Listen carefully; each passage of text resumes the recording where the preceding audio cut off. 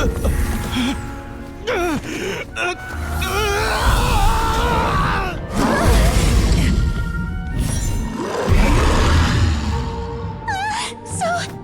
lifelike!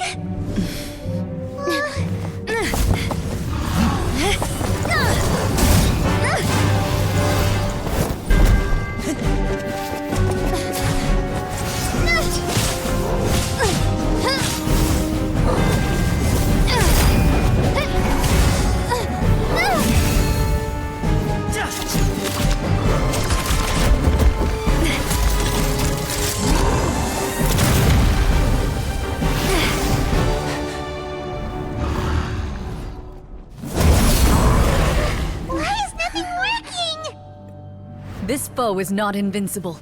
You hold the treasure. The power to defeat it in your own 2 hands. The treasure? You mean... The names! It's the Marechaussee Hunters' names! How are we supposed to... You forget, Paimon? There's still one skill we saved until the very end. Hunters fight not for fame, but to aid the people whenever they are summoned. Walter the Marechaussee Hunter. Master of 1,000 tricks. Executioner of the Phantom Hunters. I call for aid! Est, the Marechaussee Hunter, inheritor of Cassiodor's will, judge of the Shadow Hunters. Answer my call!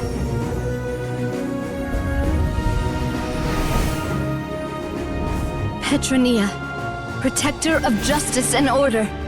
The hunter I respect the most. Thank you for saving my friend, the best one I'll ever know.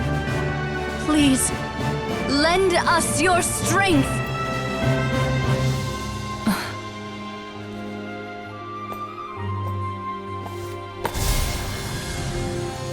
We have come to answer your summons.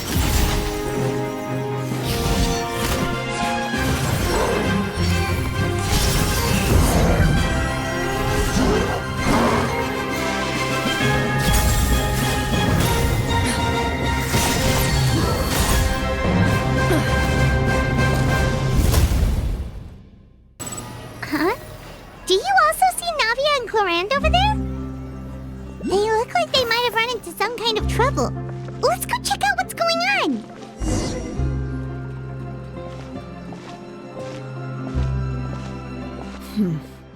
Still no dice?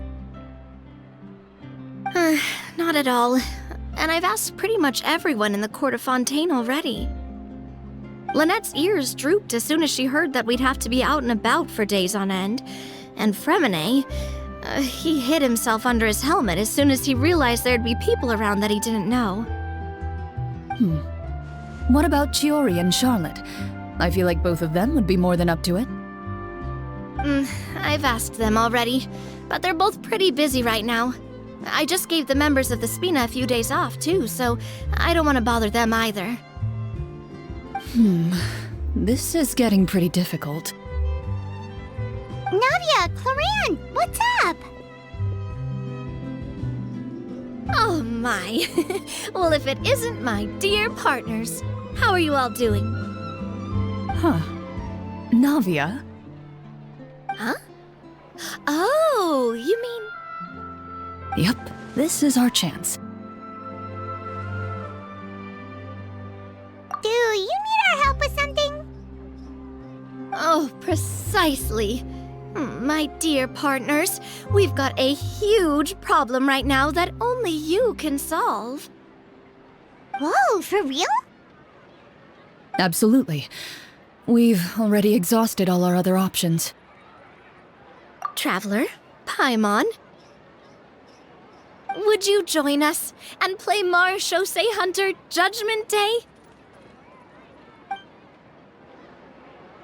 Marechaussee what now? It's a new game script by the Tabletop Troupe, a local roleplay adventure club. Ever heard of the Tabletop Troupe? They put out games that allow you to participate in a story and roleplay characters with your friends. Oh, I've loved their stuff ever since I was a kid. That sounds super interesting! CLORINDE and I are both veteran members of the club. Recently, someone came up with a new script and was looking for people to help playtest it for them. And when they asked, of course I couldn't refuse. I mean, come on, a brand new script? Nobody has ever played it before. Generally speaking, scripts at that level of development have a lot of issues, but I think this one is pretty solid. The author obviously put a lot of work into the story, and the world building is also quite credible. Whoa. I know I was the one that handed you the script, but some of us haven't read it yet. No spoilers, please. Anyway, the script calls for a team of 4. Ah, yes. We're missing one final player right now. So, you're saying you'll help us out? I knew I could count on you, partner. Paimon and the Traveler are kind of a package deal. Is that okay? That's not a problem. I'll adjust the pace based on the actual number of players and ensure that everyone has a good time. Well, Traveler, what do you think? Wanna play? Paimon will follow your lead. Well, that solves our problem. You have our thanks. Woohoo! I'll go grab the script manager from the club right away. The script manager? Didn't you just say that you gave CLORINDE the script? The club introduced a completely new kind of gameplay for the script. In this iteration, the Game Master's version of the script is incomplete. The script manager provides the next part of the script only after players have completed the current list of objectives. On top of that, in order to increase player immersion, the club has created some of the story's sets and scenes in real life. We'll only know where we should go once the script manager reveals the starting location. Wow, you're right! Whoever wrote this script really did put in a lot of work. And it's got a real healthy amount of suspense, right? I mean, even the GM doesn't know how the story will end. I look forward to experiencing it with you all. Why don't you go meet up with the others first? They should all be waiting at Chioria Boutique. I'll come over with the script manager as soon as I find them. Sounds good. Remember to always watch where you're going, and don't rush. You say that like I'm 6 years old or something. Let me think. What kind of character should I play this time? I just hope you'll pick up some useful skills this time. Oh, and stop trying to persuade every animal you come across.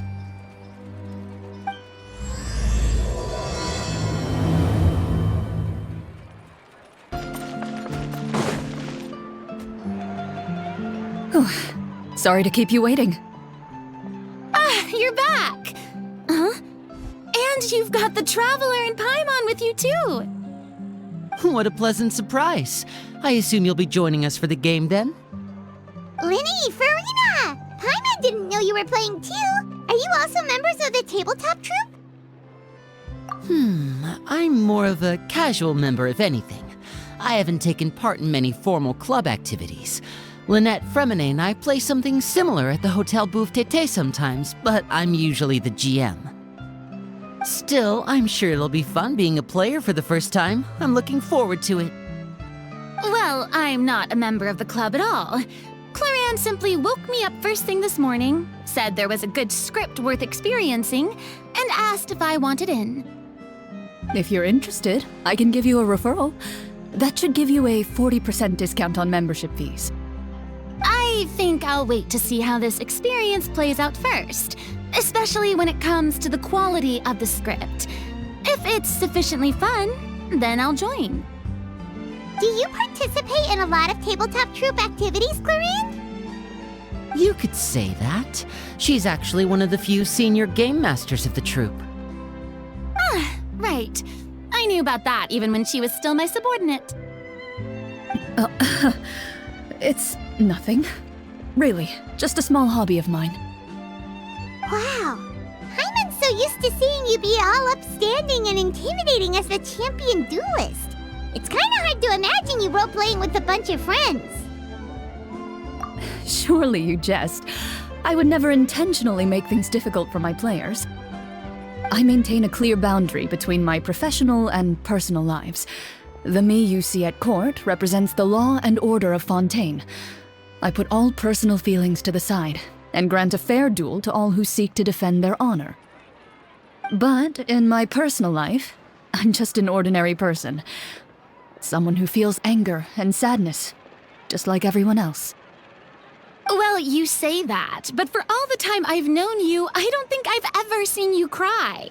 I've seen you get angry, sure, but now I'm wondering whether you were actually mad or if it just looked that way from the outside. I was probably in work mode during those times. Is that so? Well, in any case, I just feel like even in your personal life, you don't get emotional very often. So you want to see me cry? That might be a little difficult. A show of anger, though, that might be something I could accomplish.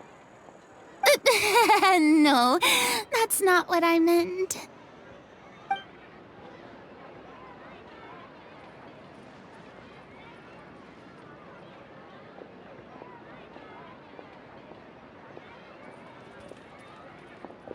Ah, I'm back! Here, allow me to introduce you to the script manager, Mr. Florian. Pleasure to meet you all. Hello? Wait, are you a champion duelist too, Mr. Florian? Oh, no. This is just the costume provided by the club. I occasionally play a few of the roles in my scripts. That sounds like a lot of work. It's nothing. It's the least we can do to give the players a more immersive experience. Anyway, allow me to give you a brief introduction of the script. This script was adapted from the real history of the Marashose hunters. You all will play the role of hunters from a bygone era and resolve a series of events unfolding in the capital. Paimon's not super familiar with the history of the Marashose hunters. Is that a problem? Oh, no problem at all. I can give you a brief rundown. So, basically, Marashose hunters were people who dedicated themselves to hunting monsters and protecting the city by using a special swordsmanship technique passed down over generations. Their story can be traced back to the ancient Remurian dynasty, as well as the first hunter, Cassiodor. But I'll leave the finer details for you to seek out and discover later. And I'll provide additional commentary as the story progresses. In that case, brave hunters, are you ready to set out on an unknown adventure? Whoa, just one sentence and it's like we're in the story already! Aha, I see many a determined gaze before me. Very well, head over to this location and begin your heroic journey. So, as we follow the story, it leads us to specific scenes? Ooh, sounds pretty innovative. What does the message in the envelope say? It's the exact location of the scene, as well as the formal permission to use the venue. Huh, seems like they have everything prepared. Please check all your belongings, everyone, and make sure you haven't forgotten anything. Once you're ready, please follow me to the designated location. Sounds good. Hunter Squad, move out!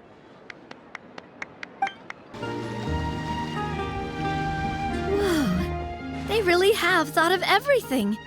Even the phaetometer is here and ready to go for us. The phaetometer? What's that? It's a card that's used to determine action success or failure. We'll need to use it when we try to use certain skills. And what about all the dessert and tea? Is that for us as well? That's what the message said. Really? That's so nice. It feels just like a tea party with friends. Those snacks have Paimon's name written all over them! I think you might be more of a snack hunter than a Marashose hunter, Paimon. Snack Hunter Paimon reported for duty! If there are delicious snacks to be found, Paimon will track down every last one! The desserts are great, but I'm still looking forward to the story more than anything. Very fair. Then, let us begin. First, please pick up the blank character cards in front of you and write down your name and profession. You can find an abbreviated version of the rules printed on the back of your character card. If you have any questions, feel free to ask me.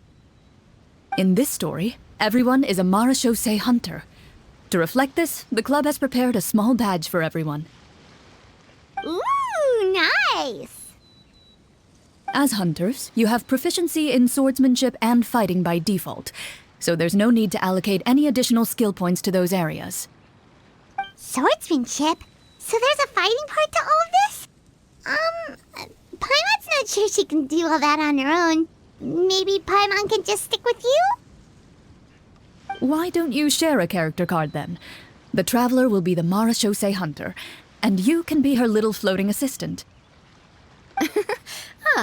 Kinda like in real life. So, for the name, do I fill it out with the name of my character? Yep, it can be any name you like. You can use your real name too if you want. I do that whenever I get too lazy to think of a new name. Oh, so it would be like experiencing a different life, but still as yourself. That's not a bad idea. In that case, I think I'll continue to use the name Linny then. Next up is the skill sheet. You have a limited amount of skill points that you can use to learn a number of skills. The more points you invest in a particular skill, the easier it will be to pass associated checks. I'll take persuasion and investigation. Those are must-haves when it comes to missions like these. Oh, those skills sound like they'd be useful for gathering intelligence. Good idea, Navia. Just as expected of a veteran player. So should we also take those skills then? Not necessarily. Since we're working together as a team, we could leave the negotiations to Navia and use our skill points to pick up other useful skills. For example, I think I'll take stealth and sleight of hand. That will give us more options if we run into any situations we can't negotiate our way out of. Oh, interesting. I wasn't thinking about it like that. I suppose it's not so different from an acting troupe.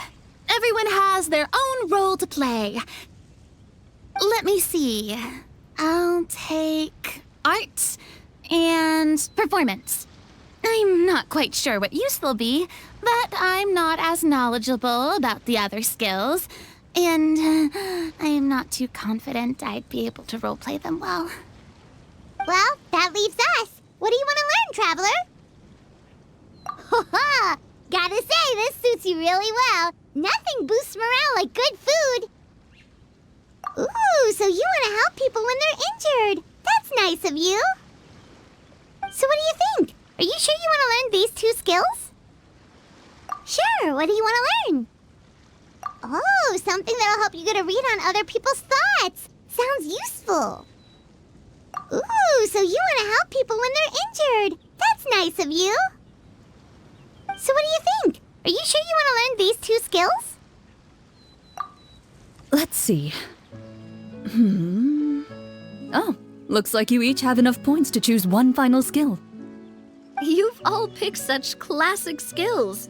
It's fine to go a little bit out of the box, you know. Why do I get the feeling she's getting ready to cause trouble? For example, this one here. Summon. Doesn't it sound super mysterious and cool? Oh, I saw that one just now as well. The description says, this skill can be used under certain circumstances to summon characters or creatures that fit the script's world-building rules. The script's world-building rules, huh? But how are we supposed to know what a Marachose hunter can summon? Oh, that's not for us to worry about, my friend. Just learn the skills that interest you, and the GM will take care of the rest. All right, you've convinced Paimon. Let's learn summon then. Paimon can't wait to see what kind of thing shows up. Well, now that everyone's more or less finished creating their characters, we can begin. Since two of our players are doing this for the first time, though, let me ask. Would you like to play on easy mode or authentic mode? What's the difference between the two? Well, in role-playing games, the story sometimes changes based on the decisions of the players and the results of the Fatometer. For example, if you fail a check, that means you cannot use the target skill in that scenario. A critical failure may even result in further negative consequences. If you choose to play in authentic mode, every time you elect to use a skill, you'll need to use the Fatometer to see whether you succeed or fail, and face any consequences that may follow. If you choose easy mode instead, every check will be successful by default, and you won't have to worry about luck playing a factor.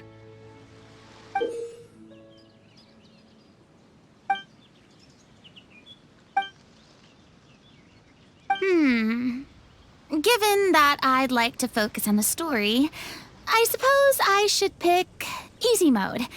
I'd feel bad if I brought the team down by failing my checks. Huh? Oh, come on. Don't worry about that. RNG is the lifeblood of role-playing games. I'm going with authentic mode for sure. Never knowing what you might have to overcome. Ugh, doesn't that sound exciting? I'd rather be mentally prepared for what might happen. All right, then I'll mark down FURINA for easy mode. All her checks will be successful by default. As usual, Navia and Linny will play on authentic mode. What about you, dear partner? How would you like to play? Are you sure? No need to worry about the pesky Fatometer. Pretty good choice if you just want to relax and play the game. Honestly, I don't think CLORINDE would make things too difficult for us no matter what the Fatometer says. Isn't that right, CLORINDE? No promises. That wasn't super reassuring. Well, anyway, enough talk. Let's get started. I want to experience at least a good chunk of the story today. Speaking of the story, why is the beginning scene on a beach? Well, that's because... A long time ago, back when human civilization was still in its infancy, powerful demons and evil sorcerers ruled over the land. They created a host of monsters and sent them to slaughter all humans in existence. Soon, a group of human rebels banded together. With their swords raised, they swore to brave the darkness, and in doing so, subdue each and every monster that sought their destruction. They became known as the Marashosei Hunters.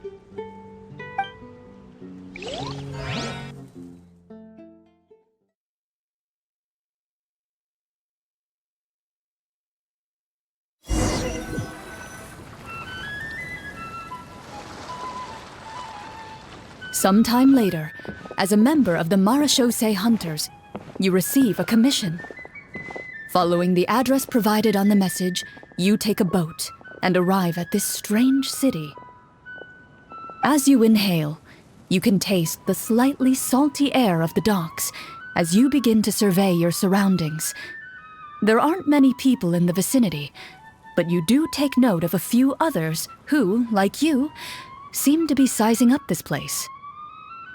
Your eyes meet, and you realize these people are fellow Marashosei hunters, likely led to this location after receiving the same commission as you. You're all Marashosei hunters too, right? Allow me to introduce myself. The name's Navia, monster hunter by trade and helpful neighborhood businesswoman on the side. What say you to traveling together? We can help each other out on the road. Okay, count me in. My name is Linny. I've been wandering since I was little and picked up a few less than legal tricks along the way. I was adopted by a Marashosei hunter and later chose to follow in his footsteps. Is this where you introduce your character to everyone? It sounds like they've done this dozens of times. My name is FURINA, and, I grew up in a noble family. I always had a strong interest in performance and the arts.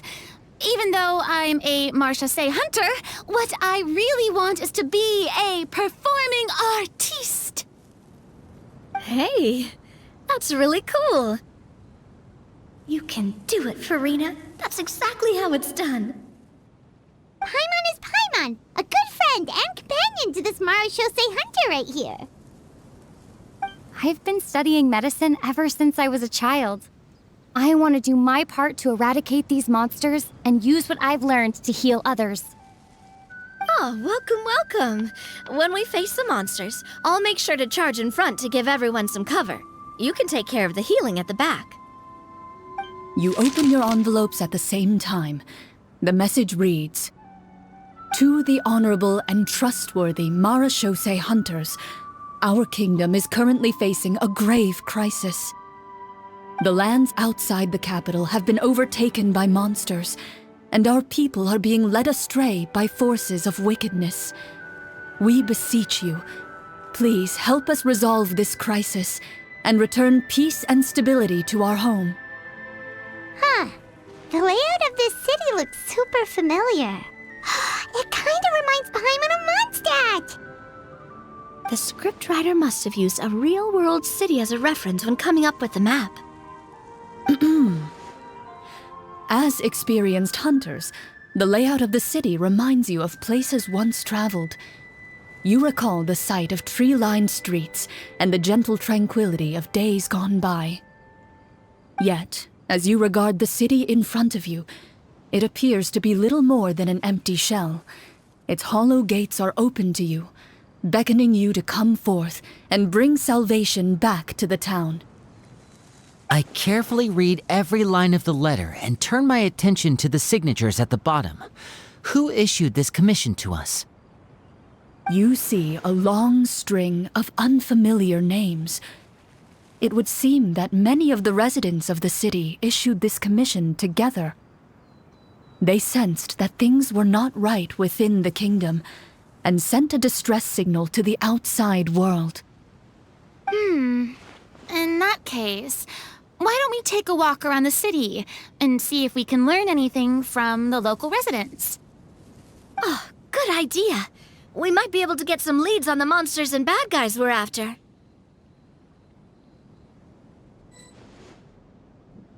You look up and see a tavern nearby. It appears to be open for the day. Why don't we go check out that tavern? If the novels I've read are anything to go by, taverns are usually full of information.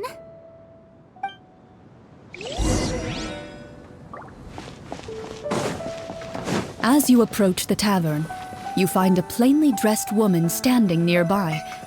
She appears to be rather troubled about something.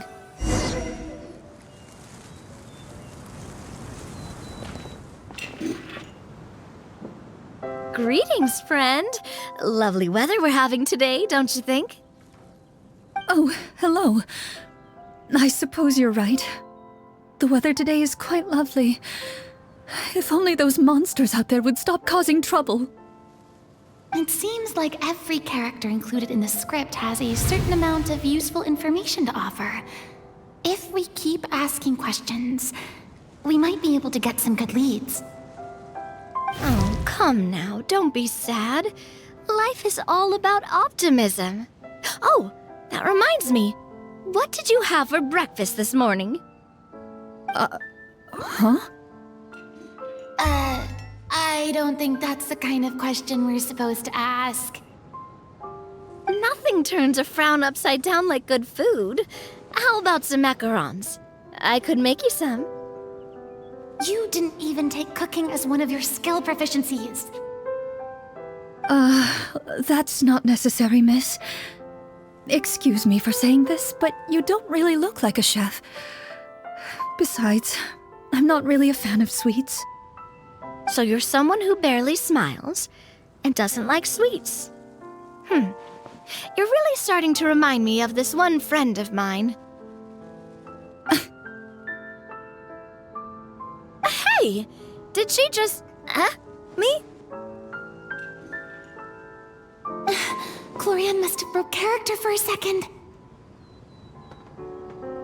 This isn't getting us anywhere. Traveler, maybe you can think of something.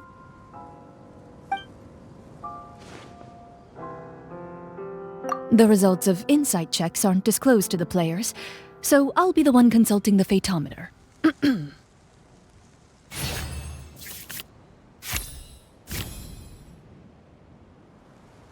You recall all the lessons you've learned in your time and begin to carefully observe the woman's mannerisms. You notice that when she's quiet, she has an empty look in her eyes, as if her thoughts have drifted to a place far, far away. And when she speaks, she often subconsciously reaches out to touch the ring on her left hand. So you noticed. That's a little embarrassing. A horde of monsters suddenly appeared near the capital recently, so all the guards were dispatched to fight them. Do you remember when those monsters appeared? I'm not completely sure. All I know is that my husband was dispatched to fight them 3 days ago. Do you know where he was sent? It all happened so fast. When we said our goodbyes, he couldn't even tell me where they were sending him. You have our thanks, friend. We'll find and defeat those monsters as soon as possible. We sincerely hope your husband will be able to return to your side soon. Oh, thank you. Don't worry. We'll find him.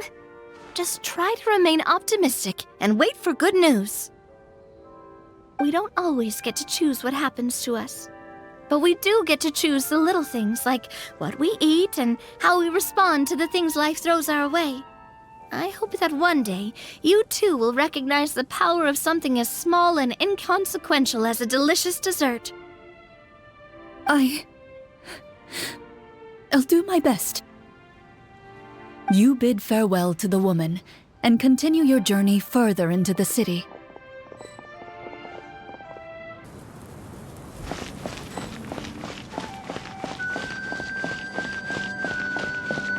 As you venture further into the city, the streets appear largely empty. An elderly woman walks past. You see her shake her head as she puts away her wrinkled wallet. A nearby merchant folds his arms and gives you a disdainful look. You get the impression that he's someone who has long gotten used to the sight before him.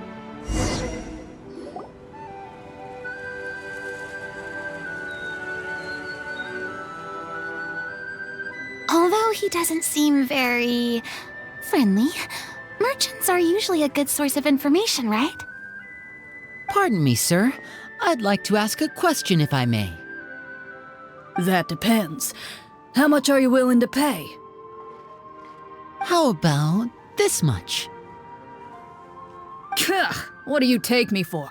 Some lowly beggar? You can't even buy half an onion with that amount. Surely an onion can't be that expensive, right? What do you know? War is nearly upon us. Everything costs several times what it did before. If you're not gonna buy anything, then scram. Whoa, what a nasty guy. Maybe we shouldn't even bother talking to him. But he still might have information we need. Traveler, can you think of something? Sir, we came to this city to solve the very problem you seem to be referring to. The war you mentioned, would it happen to be against the monsters outside the city? If you happen to be well informed and know a thing or two about what's going on, we'd appreciate it if you could share that information with us. After all, the sooner this problem gets resolved, the easier it will be for you to do your business.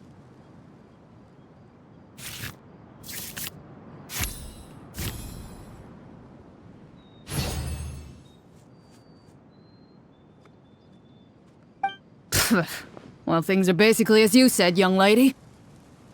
Those monsters are camped outside the city, and they've been destroying all our trade routes. We have limited reserves within the city, so if this continues, we're all gonna be in big trouble. Wait, you're saying no one has put a plan in place to distribute supplies or maintain order? We could all starve and those nobles in the palace wouldn't even break a sweat. Who knows?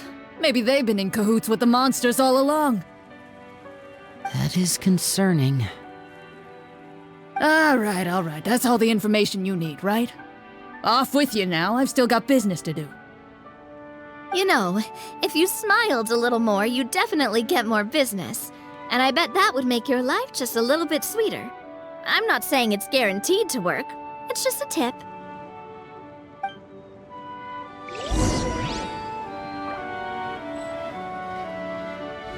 Should we try to go somewhere with more people?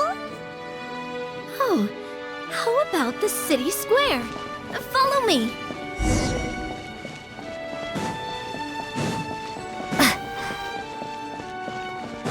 Before you lies the city's central square. You see a man with a slightly anxious look on his face, pacing back and forth, his head hanging low. He doesn't seem to notice your approach. Still immersed in his own thoughts, he shakes his head and lets out a long sigh.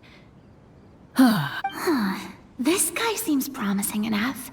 Maybe I can get some information out of him. Hello, sir. Is there anything I can do to help you?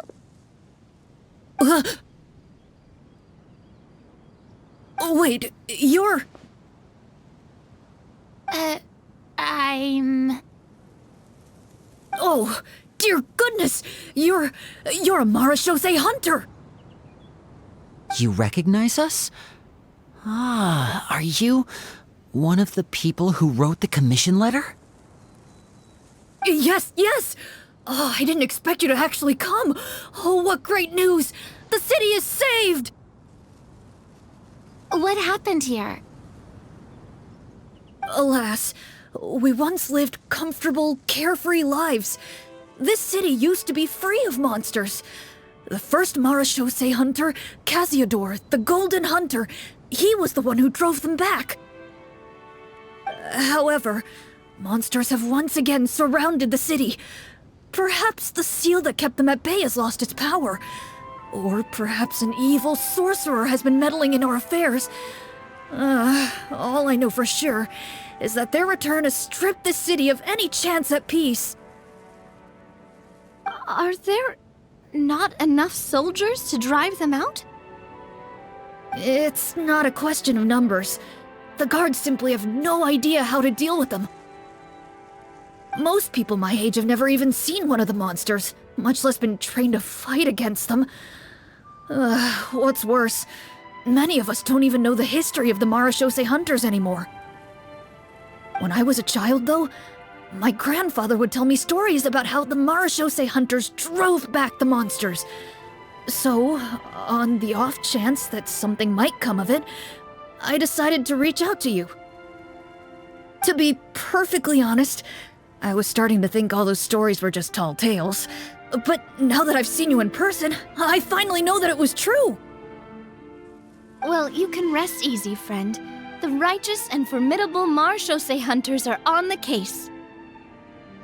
The man is touched by your determination and resolve. His eyes begin to well with tears of relief. Still, if we are going to hunt the monsters, we need to know where to find them. Can you give us any leads? All I know is that the area outside the city is dangerous. I'm afraid I can't point you toward a specific location. Oh, although, if you leave the capital through the main gate and follow the road, you should run into a group of guards. They might know more about where to find the monsters. I see. We'll go look for them then. All right, be careful. Oh, and one last thing. The monsters outside the city are just part of the problem. There are evil sorcerers inside the city as well, so be on your guard. They're actively working with the monsters, and have corrupted the court ministers with malicious magic. They're the reason why, even inside the city, everything has been a giant mess. Even one of our kindest ministers has turned into a boorish and unreasonable figure, interested in nothing but enacting laws that exploit the people. Who knows how much longer we'll be able to go on like this. Talk about being stuck between a rock and a hard place. I feel bad for him. Maybe we should try to cheer him up? Hey, not everything can be solved with food. I appreciate your kindness, but for now, it's more important to focus on the crisis at hand. Brave hunters, I leave the future of this kingdom to you.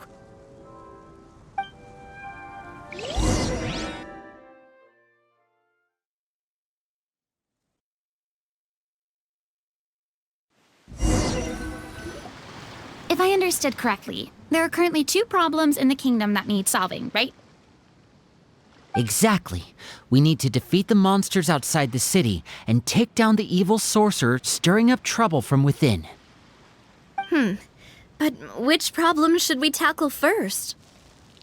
Well, this seems like a good moment for a break.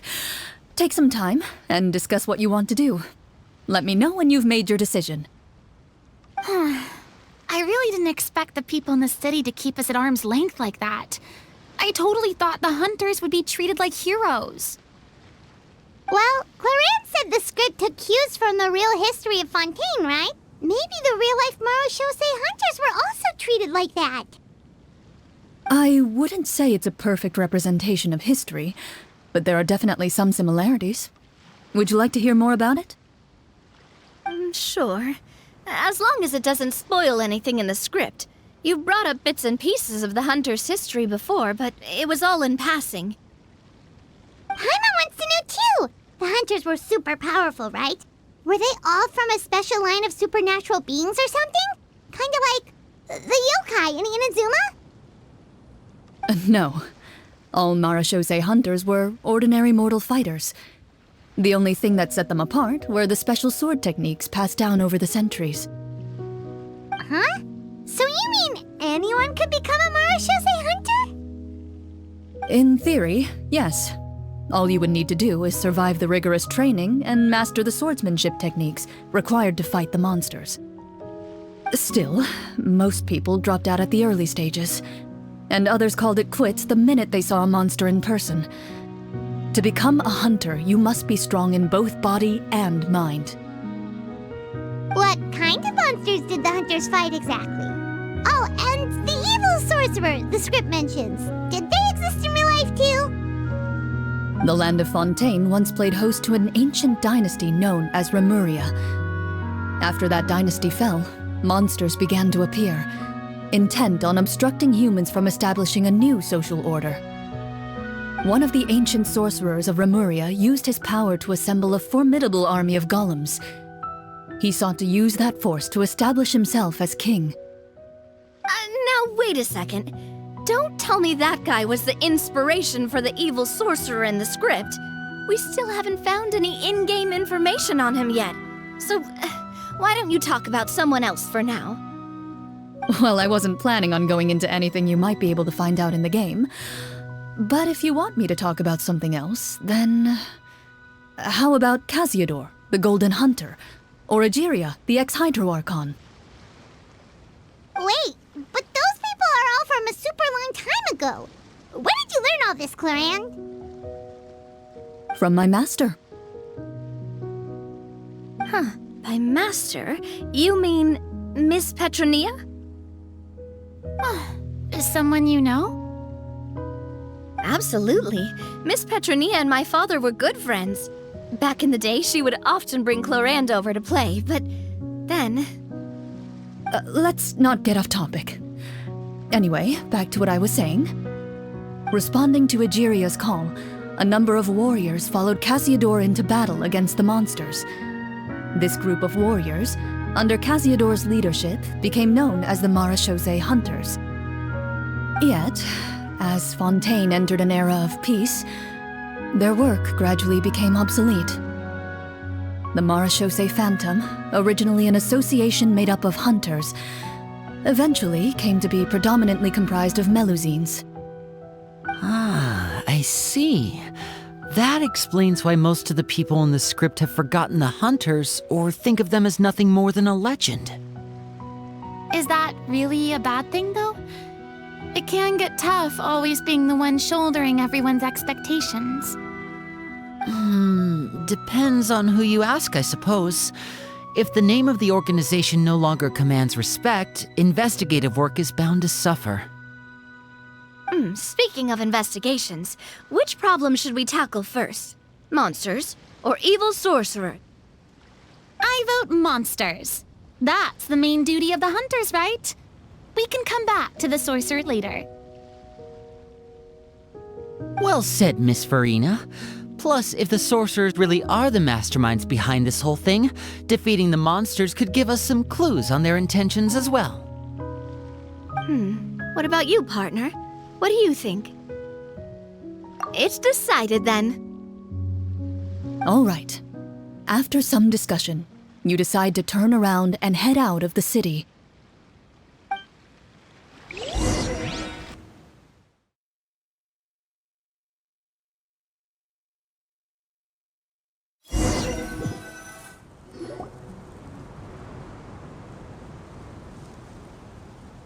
Let's take a look around, like that guy said.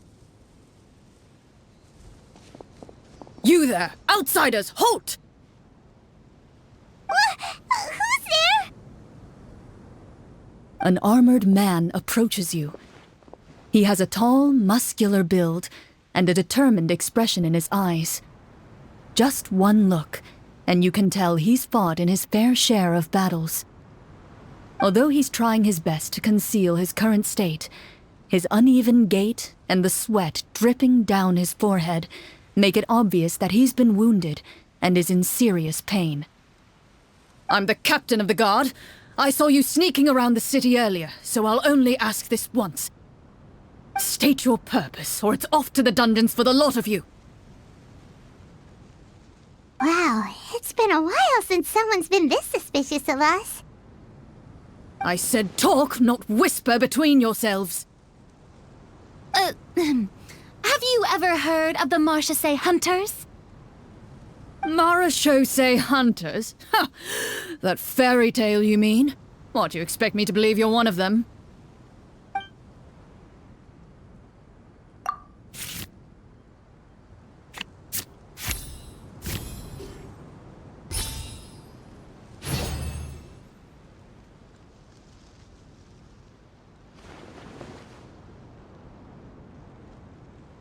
Using your knowledge of medicine, you're able to deduce that the injury on his calf was a monster's doing, and the wound has already begun to fester. As you check him over, he looks at you with suspicion and retracts his injured leg further back. I'm a doctor by trade. Please let me redress your wound. You don't have to suffer like this. The man appears somewhat disgruntled at having been exposed, but soon relents and raises his leg for you to take a better look. He allows you to apply a poultice of specialized medicine to the wound, and it appears to bring him much relief. The tension in his brow eases. All right. Guess you lot might actually be real Marachose hunters after all. In any case, you've successfully treated my wound. So, what do you want to know? Do you know where we can find the monsters, or the other guards who are fighting them? He informs you of the various locations where monsters have appeared. He looks in that general direction with a pained gaze, as if a thin, invisible thread is pulling on his wound. Some of our new recruits have never even dealt with a petty thief, and now they're out there fighting monsters.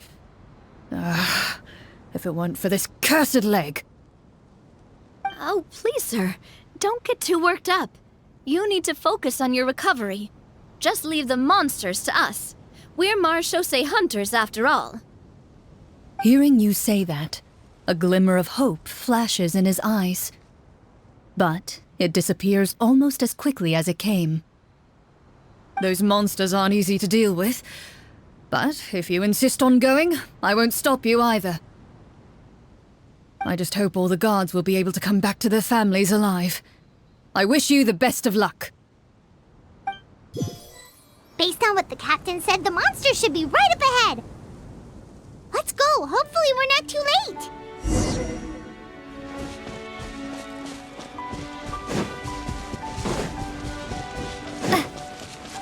As you approach the battlefield, you see numerous people lying by the side of the road. They appear to be dressed like guards. Their faces are filled with desperation and terror. Some are screaming and cursing in vain, as if still trying to banish the monstrosities they saw from their minds.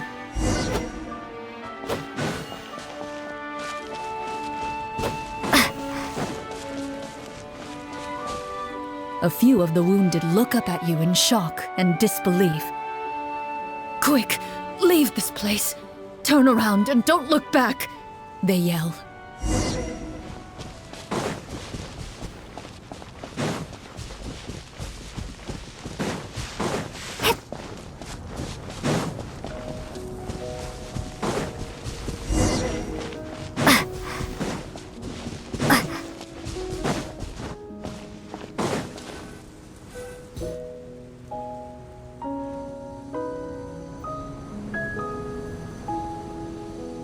This is the place he mentioned, right? You see broken iron swords scattered all around you, and downed trees riddled with terrifying claw marks. All the signs point to one thing. A truly devastating battle just took place here. Be on your guard, everyone. The monsters might still be around. Before you can finish your sentence, you hear rustling sounds from the surrounding bushes. The monsters have emerged. They close in on you without fear.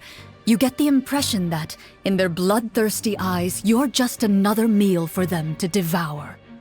Ah! A little help here! This thing wants to eat Paimon! Your battle round begins now.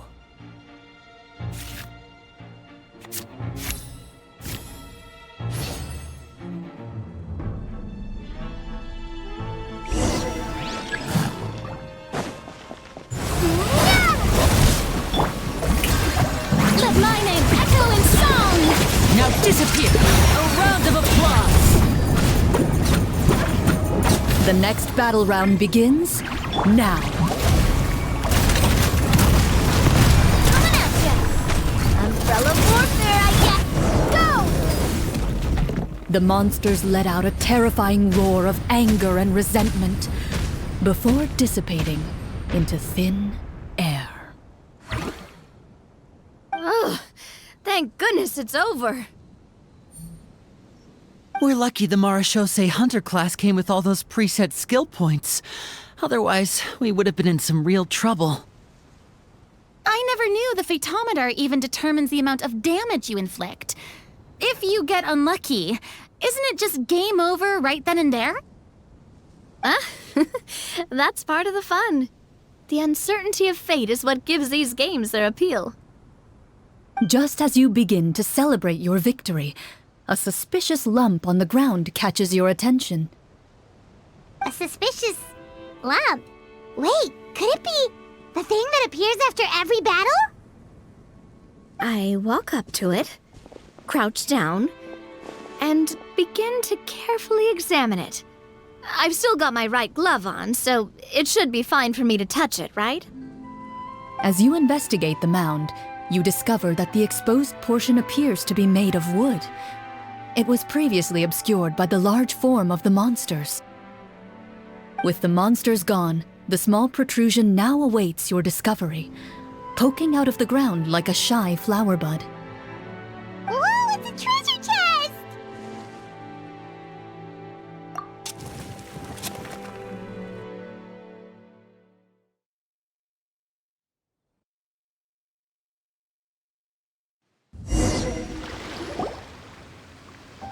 With everyone's help, you successfully excavate the wooden chest from the ground. Even without opening it, you can tell from the mora and jewels scattered around the chest that it must contain quite the fortune. Makes sense. We worked hard for this. Let's open it. We can share what's inside. I can understand your excitement, Paimon, but think about it.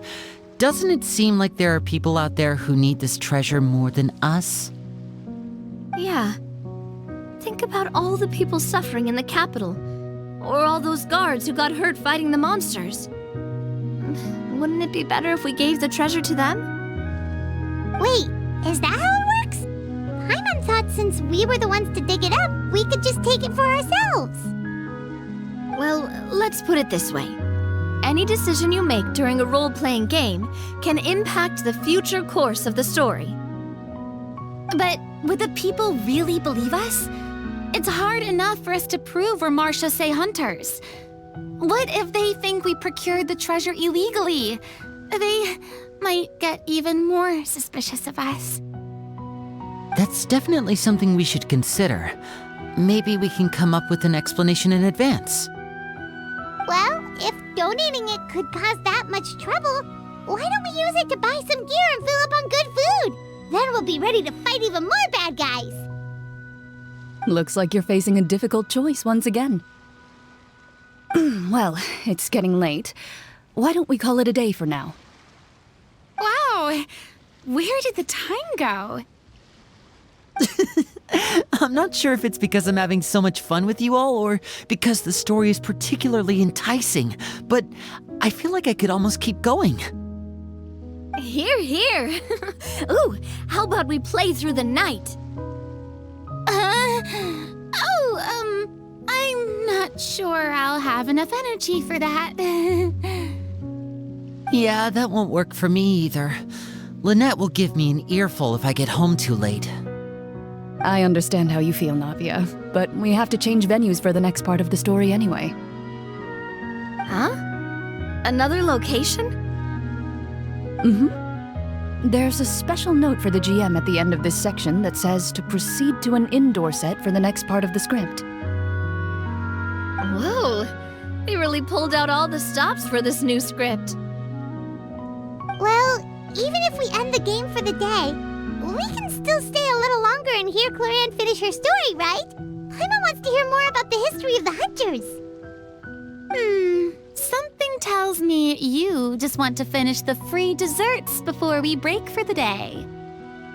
That's just a coincidence, okay? Besides, to Paimon, not finishing free food feels even worse than having to buy her own. And anyway, Paimon really does want to hear more about Clorinde's master. Well... It's nothing. I appreciate the concern, but it's all in the past. It won't do any harm to share these things now.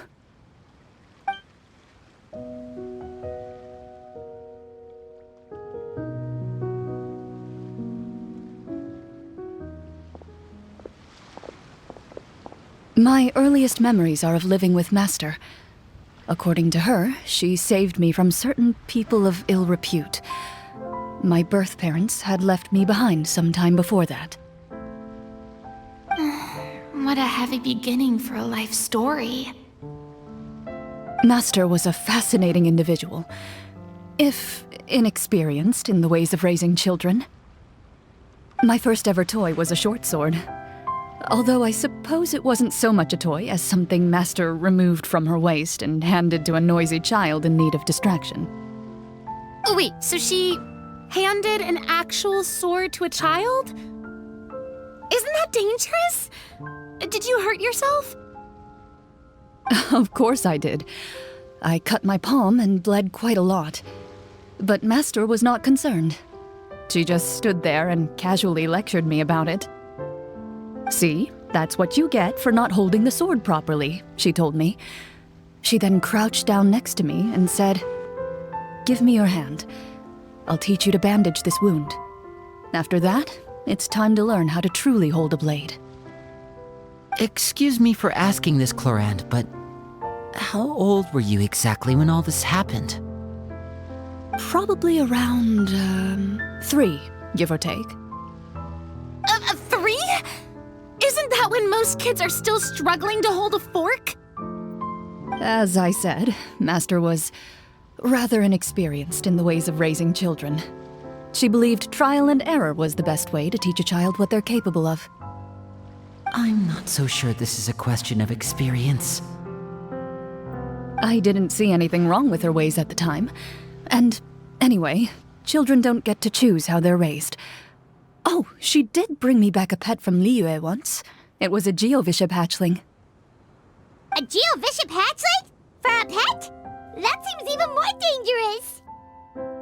What she said was this: make sure to get along, you two. If you really can't agree on something, just settle it with a fight. Whoever loses is the real pet. And how old were you when this happened? 5. Well, did she win? No, I lost. So you're saying you actually became the Geovishap's pet? Yes, but only for a week. By the end of that week, I defeated it in combat, and we've shared a cordial relationship ever since. That really doesn't sound like the kind of childhood someone should have. Later on, I gradually understood that Master most likely didn't know any other way to raise a child. She was a marechaussee hunter, but I never heard her bring up her own parents. Thanks to her, I learned how to navigate the forest by the age of 6, and could hunt monsters in the wild by myself the year after that. Even though the training she subjected me to was strict, she always made sure to take me traveling when she had the time. We met many of her friends during those days. That was also how I met Mr. Callis and his family. I still remember the first time we met. You were too scared to join our picnic and hid behind Ms. Petronia the whole time. I still hadn't really met many children my age at that time, so I didn't know how to interact with others. After that, though, you started coming over a lot. You loved challenging people to shooting competitions, remember? I don't think many members of the Spina ever beat you in one of those. I had a lot of fun during those days. I enjoyed them too. Oh, do you remember that one time we went exploring around the Spina together? We overheard Papa call your master Fontaine's Protector of Justice. We tried to pretend like we never heard anything, but you nearly let it slip that one time. Protector of Justice? Oh, wait, you mean that vigilante hero from 20 years ago? The one who is always active at night? Yep, that would be her. She often would put on a black cloak and go out at night. I never knew where she went or what she was doing. Until, like Navia said, we overheard the truth from Mr. Callis that night. 20 years ago, huh? I still remember the guards leaving all kinds of witness reports about her on Nervalette's desk. My apologies. Oh, there's no need to apologize. You had nothing to do with it. And anyway, everything she did was for a good cause. Although, calling herself the Protector of Order was a bit much, especially when she deliberately operated outside the law. Huh? When did the Protector of Justice become the Protector of Order? Oh, she had a bunch of code names. I heard she would just come up with a name on the spot whenever she was asked. Later on, she probably got sick of answering those questions and decided to stick to just 2. The Protector of Justice and the Protector of Order. That sounds like her, all right. I bet she forgot which of the 2 she'd use by the time she got back each night. Well, she certainly sounds like a fascinating individual. With her strong sense of justice, it's no surprise her student followed in her footsteps. It's true. I always wanted to become like her. Someone powerful, independent, and with a strong sense of conviction. But...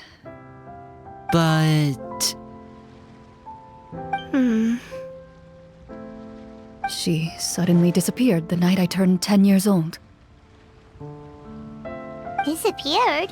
What happened? I have no idea. She didn't even leave a note. I was never able to find out where she went. That night, I was celebrating my birthday at Navia's house, but Master never came to pick me up. When I returned home on my own, It was to an empty house. When she still didn't appear after a few days, I went to Mr. Callus's house to ask about her whereabouts, but he only shook his head.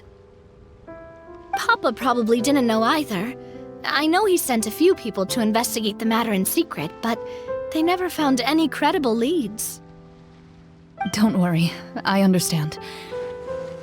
To be perfectly honest, given Master's personality and way of doing things, it all made a lot of sense.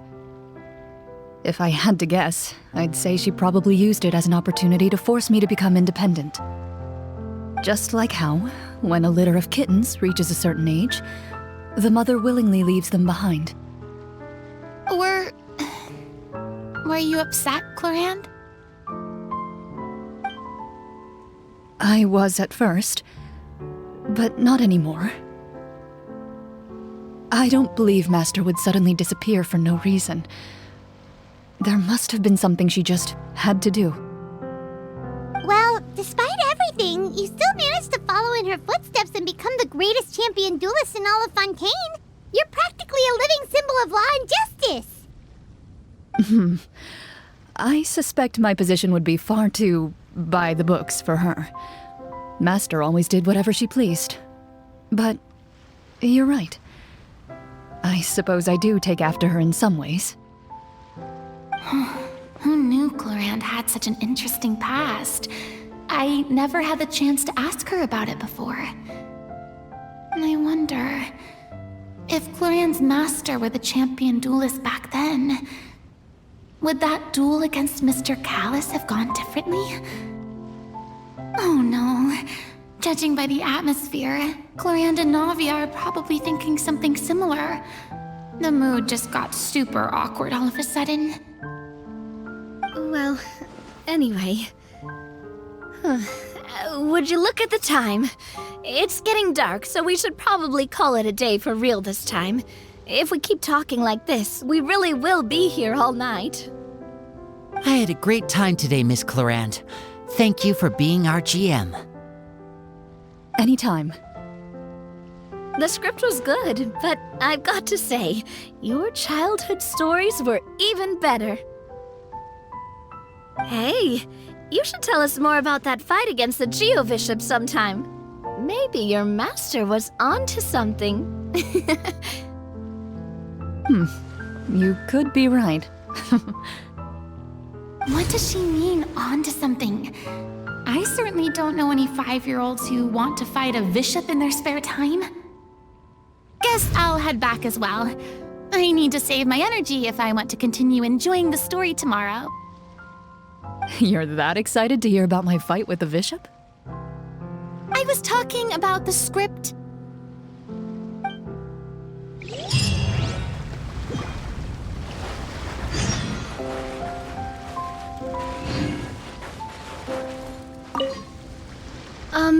Just between the two of us, could you tell me what it was like to be the Geo-Bishop's pet? It was nothing special, really. Geo-Bishops don't understand the concept of a pet. So basically, it just headbutted me whenever I entered its territory. And that hurt? Yeah, it hurt. What, something you want to experience for yourself? Oh, I'm good. Thanks.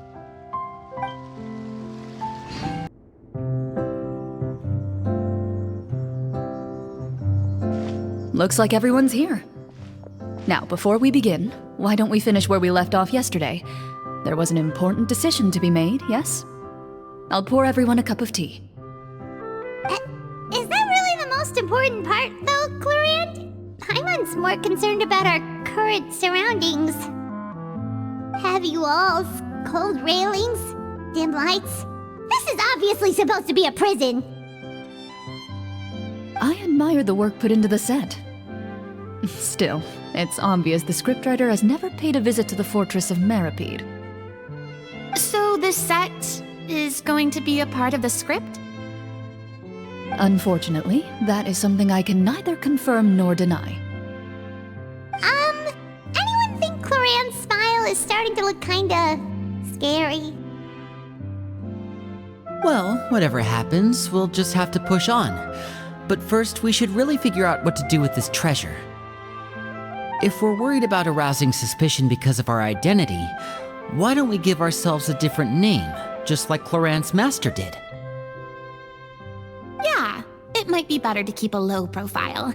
As long as we're helping people, it doesn't matter who we are or what we're called.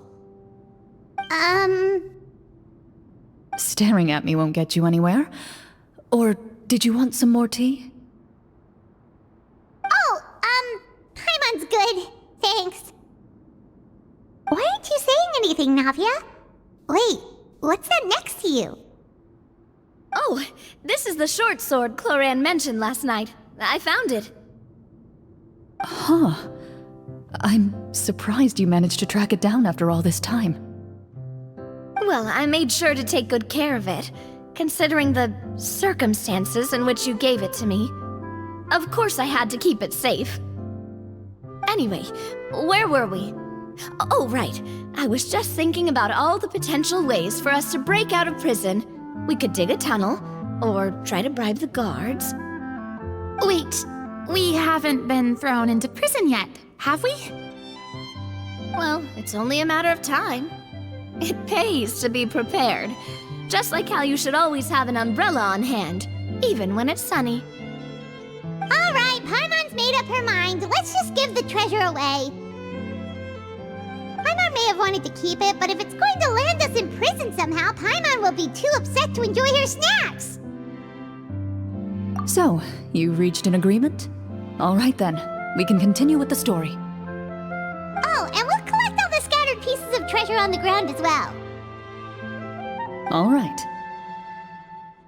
You collect the treasure and make your way back to the capital with your bag of loot in hand.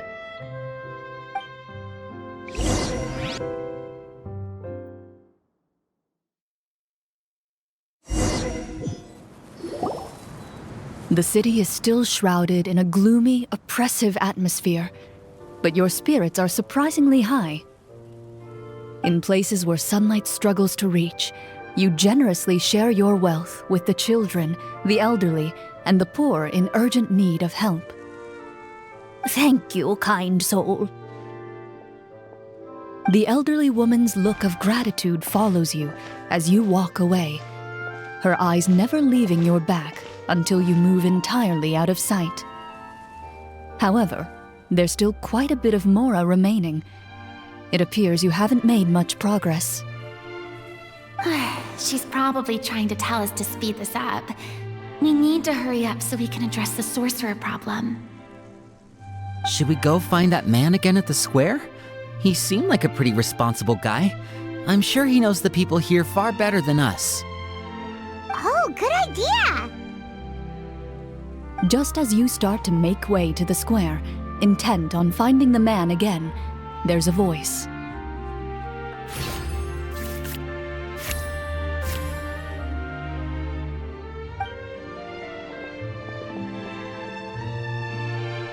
Please wait, distinguished guests. Several strange guards suddenly call out to you. They run forward to meet you and proceed to politely pay their respects. Greetings, gentlemen. Are we being invited for afternoon tea? Surely you jest, my lady. That would not be our place. It is His Excellency the King who requests to meet with you. Please come with us.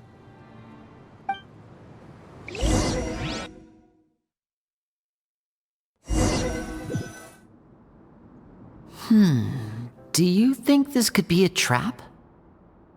Well, we have to investigate the court at some point, right? Meeting the king himself would be a fantastic opportunity to do that. I say we go for it. If something happens, we'll just turn the whole place upside down. That sounds a little intense. After a quick discussion, you nod to the guards and agree to follow. They lead you all the way to the audience hall of the palace. Gilded tables line both sides of the hall. The space itself is adorned with all manner of expensive antiques, glass shelves, and silver candlesticks. The items appear quite ordinary in size and dimension, Yet their presence somehow makes the emptiness of the hall feel even more surreal and ominous. Wow, it's so luxurious! The elderly king, clad in a magnificent robe, sits upon the deep crimson throne before you. He wears above his head a majestic crown, with a gemstone the size of a bird's egg set right at the very front. As you observe it, you see a complex pattern of light reflect off its surface. They're here, Your Majesty. A man dressed in dark clothes, likely a minister, shields his mouth with his hands and bends down to whisper a few words to the king. After a moment, he lowers his hands and stands back up. His gaze shifts to fixate on your group, but he does not move from his place at the king's side. The king does not appear entirely aware of his surroundings. The man by his side, though. We should keep a close eye on him. The king remains still and says nothing. The minister is the one who speaks. Esteemed guests, allow me to thank you for coming to our faraway kingdom. Unfortunately, His Majesty the King finds himself quite exhausted from work. So please allow me, his Prime Minister, to welcome you in his stead. I've heard tell that your group, the Marechaussee Hunters, used your exceptional ability with the sword to repel the monsters near the capital. Such a great deed deserves to be rewarded. However, seeing that I was not fortunate enough to observe such a feat with my own eyes, you'll forgive me for seeking to verify the truth by speaking to you myself. Well, we've got nothing to hide. You brought us here to talk, right? So we'll just explain what happened.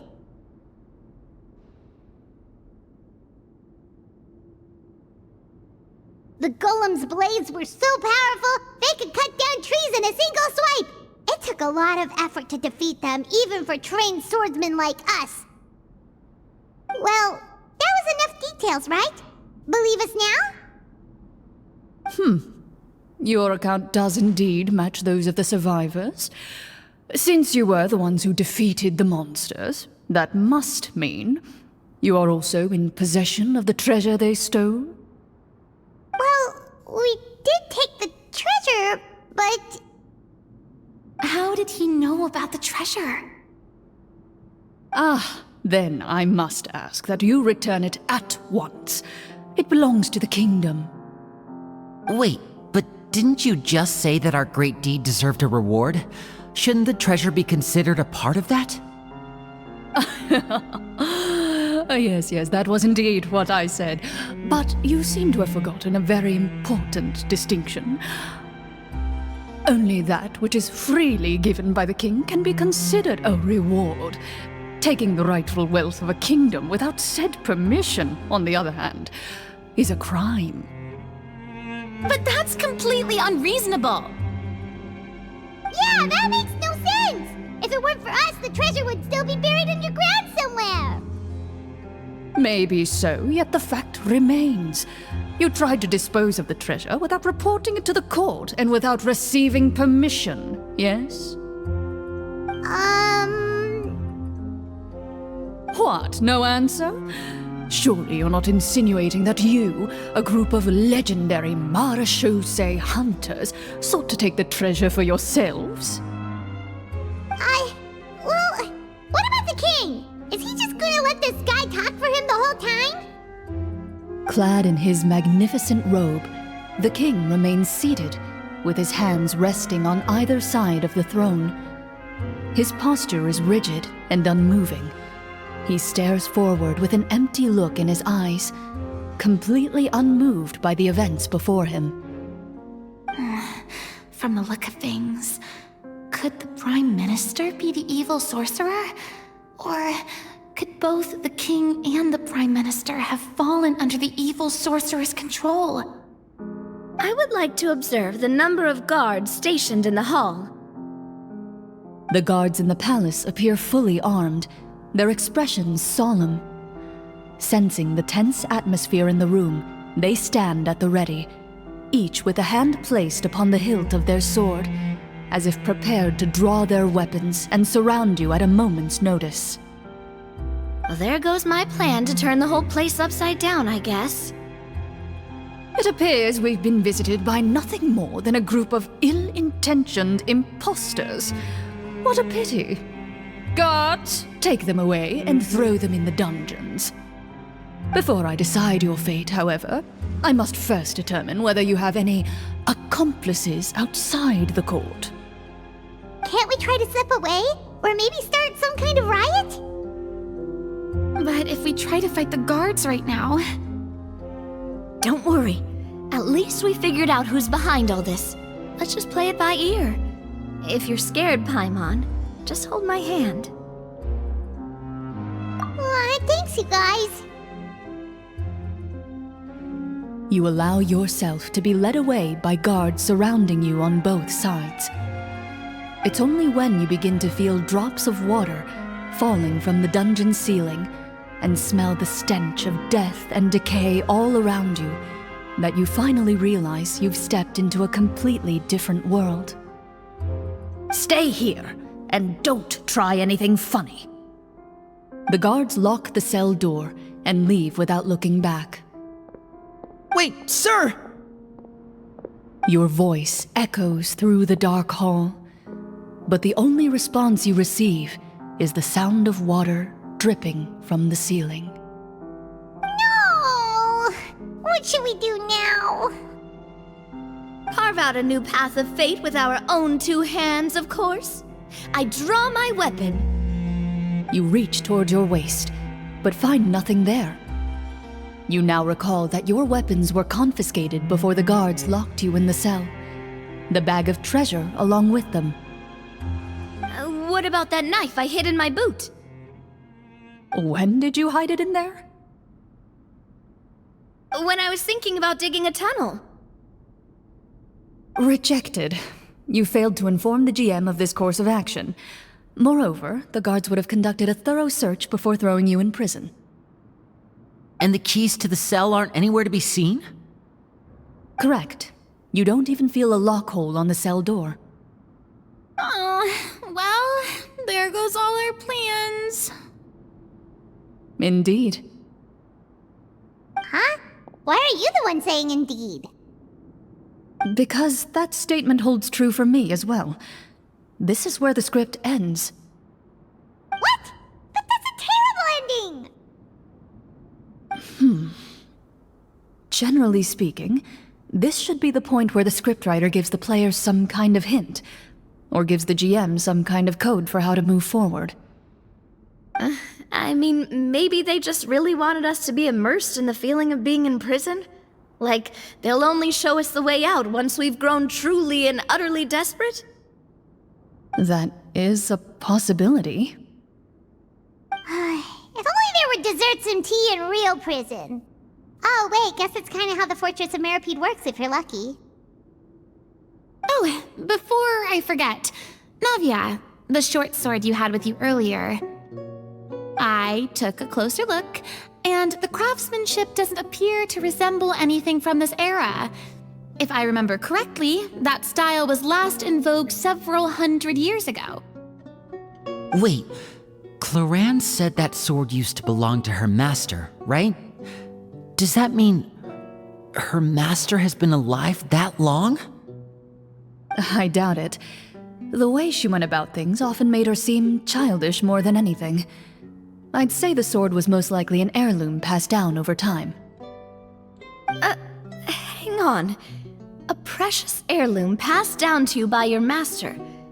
And you gave it to me just like that? You weren't worried I might lose it? Master left many things to me when she disappeared. There was the sword, an old key, and a good amount of junk she probably just didn't want to take with her. I gave you the sword back then, because I didn't want our friendship to end. Wait, when did this happen exactly? After the duel, between Mr. Callis and myself.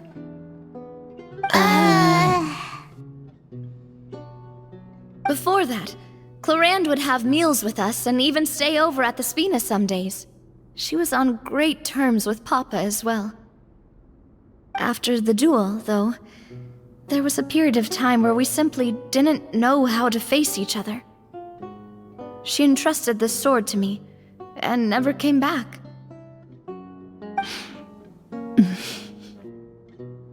We were both sad, and conflicted, and totally overthinking everything as a result. Whenever I looked at this sword, I couldn't help but wonder if Miss Petronia had never introduced us to each other at that picnic. Maybe part of the sadness I was feeling could have been avoided. Back then, it felt like I hadn't just lost a father, but a close friend as well. No one can change the past. The most important thing is that you two found your way back to each other and can enjoy things like this together. Yep, you're right. I'm sorry, you two. I didn't mean to bring up any sad memories. Think nothing of it. No one here is at fault.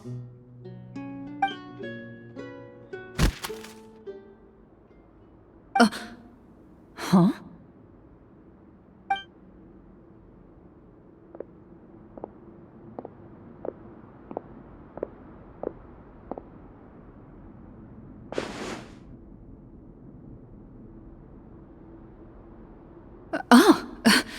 Looks like the next part of our script is here.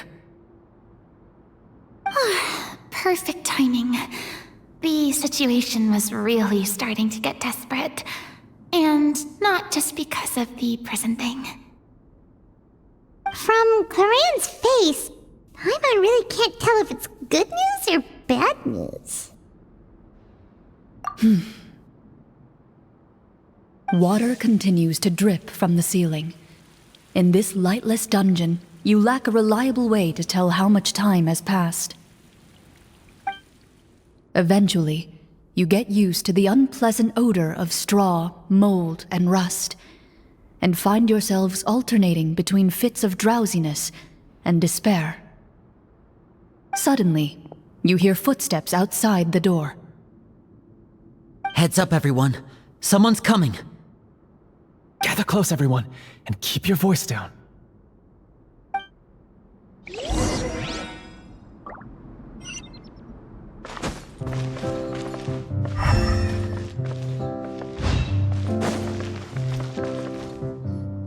Who are you? I work as a guard in these dungeons, but my true identity is the same as your own. I'm also a marechaussee hunter. Huh? Shh. I've already sent away the other guards, but if we make too much noise... I understand, but how can we be sure we can trust you?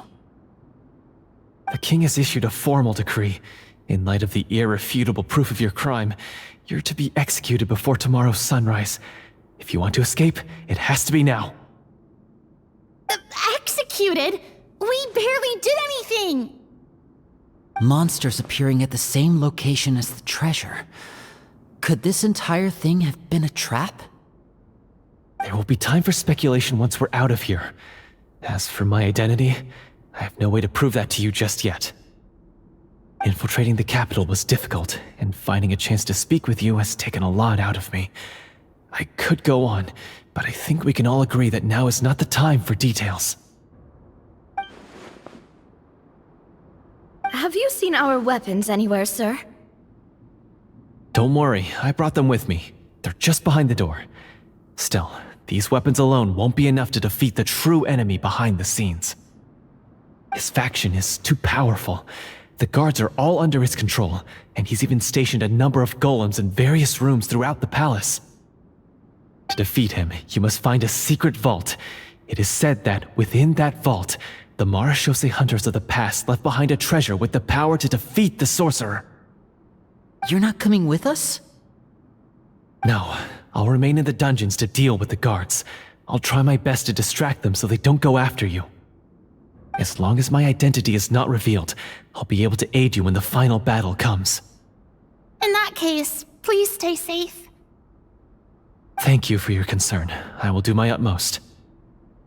As for the location of the vault, here, this map should lead you there.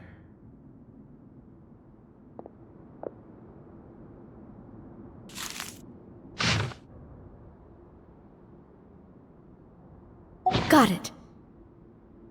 All right, once I open the door, remember to stick close and refrain from making any noise. I'll lead you out of here as quickly as possible.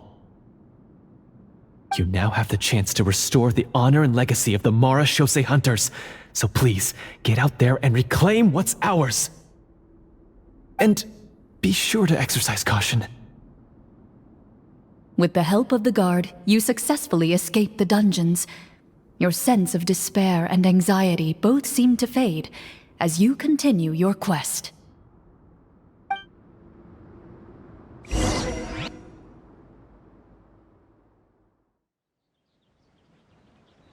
Wait, we didn't get to use our skills at all while we were in prison. Who knows when we're gonna get the chance to use that cool summon spell? That is a pity, but we can only continue to move forward.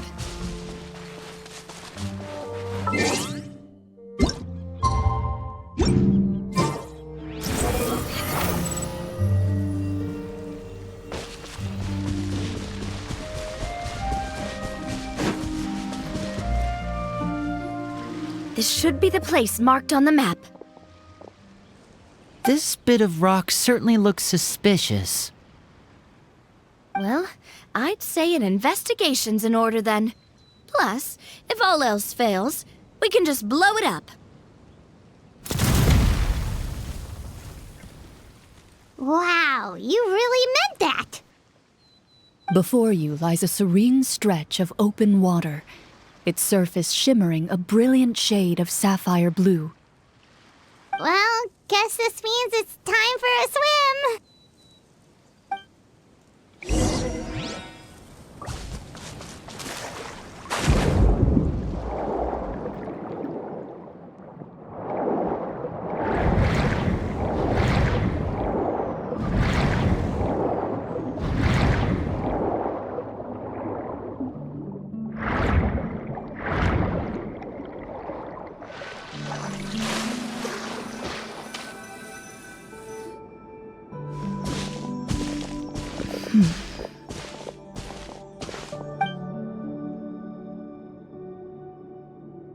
Oh, what's the matter?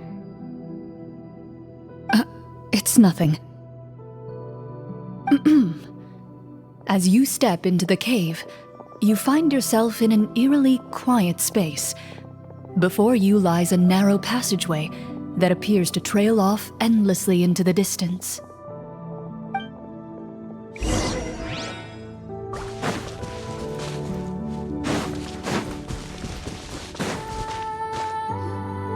Wow, this must be where the treasure is hidden!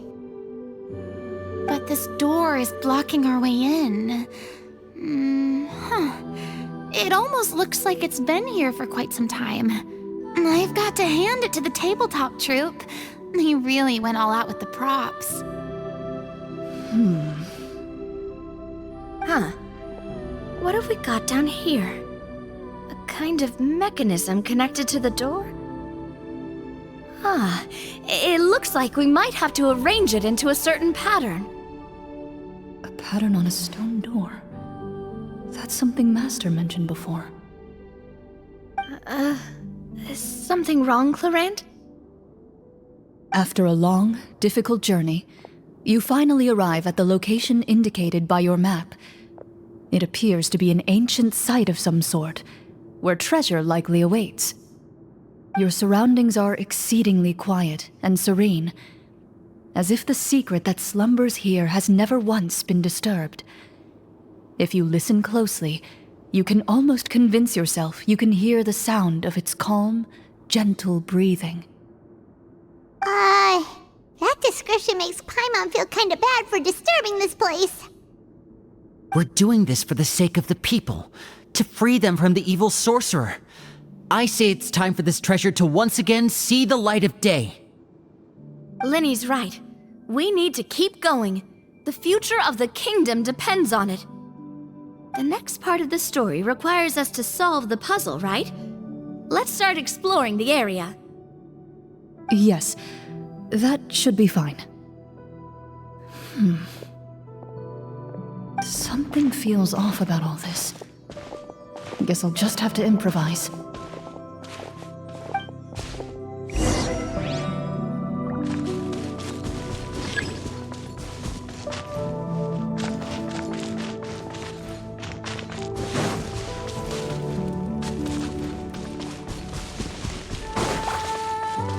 Quit following me!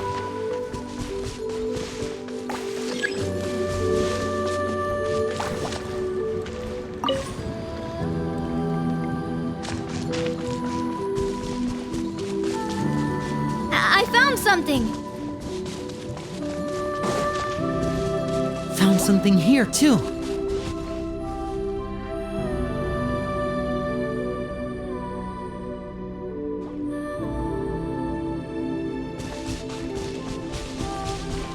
Same here.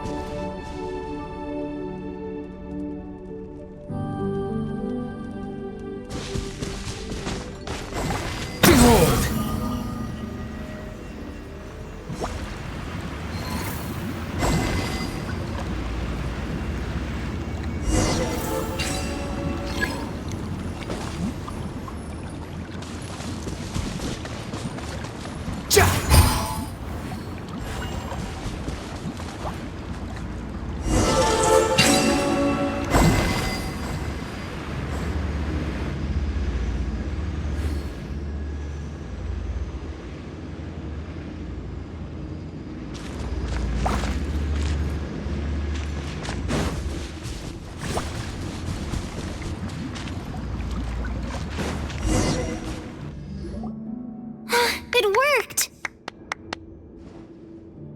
Something just appeared. Some kind of new mechanism, maybe? By solving the puzzles, you prove yourselves worthy of inheriting the secrets of the past. At the end of each puzzle, you're rewarded with... With? a key.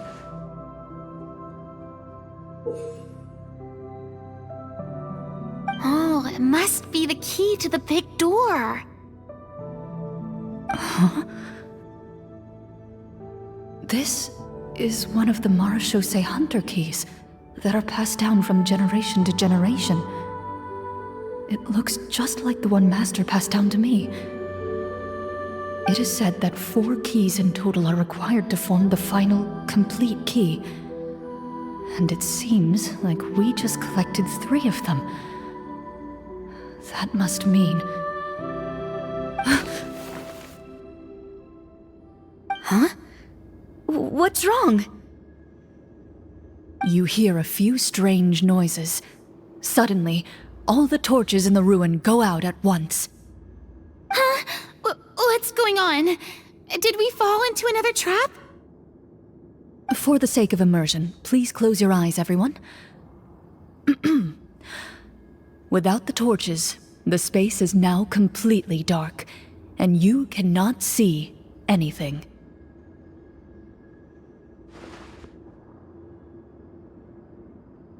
But Paimon can still see a little bit over here. Oh, right, sorry. Suddenly, you hear the sound of footsteps pierce through the darkness. There's someone else here? Oh, this is so unsettling. I can't see anything. I've been discovered then. Wait, that voice, it's... You recognize the voice as belonging to the guard who led you to this place. It appears he now covets the treasure for himself and has come to stake his claim. Oh, so this is just part of the script. Then I can probably relax. Well, if we can't see anything, that means we can't fight to the fullest of our abilities. Should we retreat for now? Judging by the way he's holding his sword, he must be a real Marechaussee hunter. But this isn't part of the script. Retreat? That That's not the Hunter way. If it's dark for us, then it's dark for him. We choose to fight. Your choice is noted. Please keep your eyes closed until I tell you the torches have been relit. This battle will be in the dark. You got it! Well then, let us begin.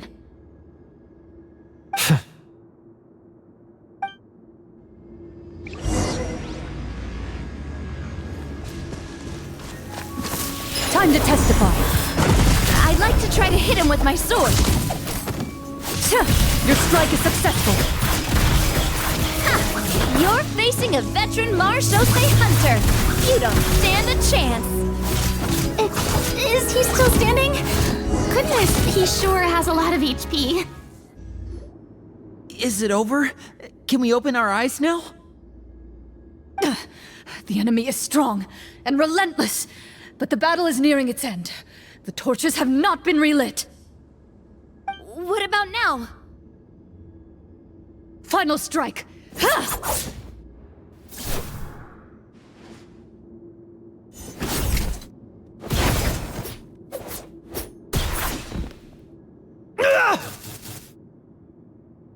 Well, did we get him?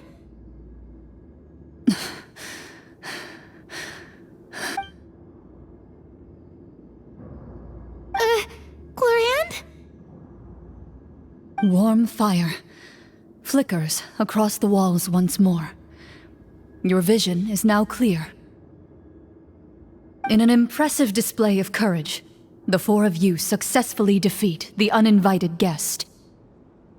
That look in his eyes. It's like he became an entirely different person as soon as I defeated him. Huh? Mr. Florian? Oh, wait. We're supposed to be role-playing. I should stay in character. Speak your name, guard. Why did you lead us here just to betray us? Is this treasure really more important to you than bringing peace to the kingdom? What kingdom? What peace? Those were nothing but lies! I, Florian, am a true Marechaussee hunter, descended from hunters of ages past. So he's also using his real name. Or, wait, was that the name of his character from the very beginning? Then I'm even more confused. If you truly are a Marechaussee hunter, shouldn't you want to help us just like you said before? Shouldn't we fight together for the sake of the people? What do you know? In this day and age, there's no glory to be had as a Marechaussee hunter. What's that supposed to mean? My skills were passed down to me by my father. We lived a life of obscurity in the remote wilderness. Still, he devoted everything he had to being a Marechaussee hunter. And what did he get in return? A life of poverty and pain. In a world that forgot all about him. When he died, not a single person came to mourn his passing. The Marechaussee hunters were the ones who saved this city. We're heroes. We deserved more recognition and respect than this. Is he talking about how no one in the capital seems to remember the hunters and their legacy? I didn't expect the script to contain this level of social criticism. So that's why you want to take the treasure for yourself? You feel like you're owed fame and wealth? If you already knew where the treasure was located, why didn't you just come down here and take it? Because I still needed the final key. Only a true Marechaussee hunter is capable of passing through this final door. As someone who sought to hurt others for his own gain, Florian lost that right long ago. Okay, but what is this treasure anyway? We've got all the keys, right? So can we just go in and take a look? You're sure you want to go in? We've been talking about it for so long. Of course we want to see what's inside. And we've already defeated Florian, right? So he won't try to take it from us anymore. Pesky brats. Watch yourself. Then let's open the door together. All right. Your choice of action is confirmed.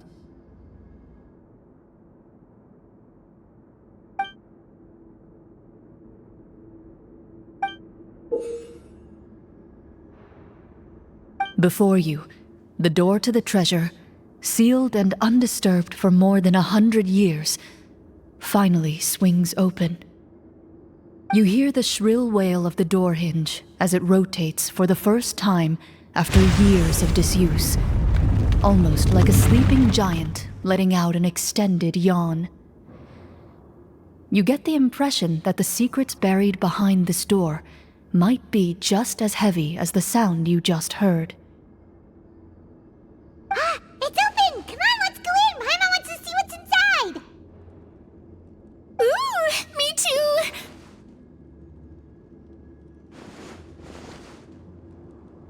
Ugh, uncovering hidden treasure is the most exciting part of adventuring. What do we have here? Uh-huh. A stone tablet? And some shabby weapons? You call this a treasure vault? Looks more like an abandoned warehouse! Maybe the troop ran out of budget at the end? They provided a super immersive experience at the beginning only to drop the ball at the most important part? They could have at least filled this place with cardboard Mora or something! Wait, I get it now. Paimon, this is the real Marashose Hunter treasure. Huh? This is it? The Marashose Hunter treasure is just a stone slab and some broken swords? I can't believe it. I refuse to believe it!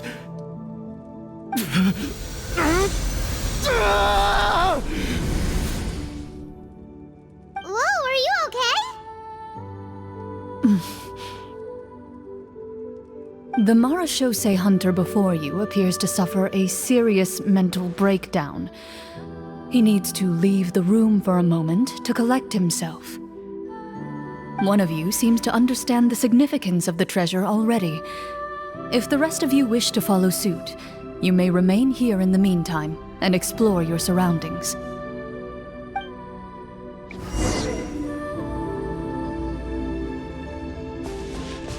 Loaded.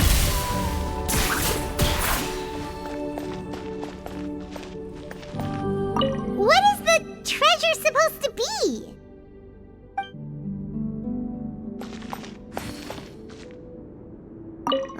The names on the tablet.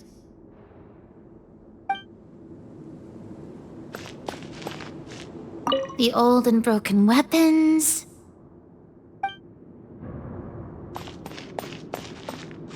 Walter.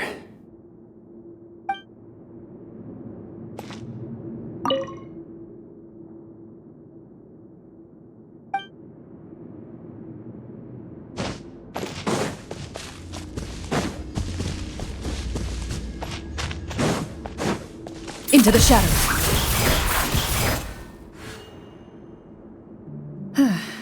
So, how are you doing? Feeling any better? What just happened? Do you remember how you got here? Or what happened to your body just now? I remember now.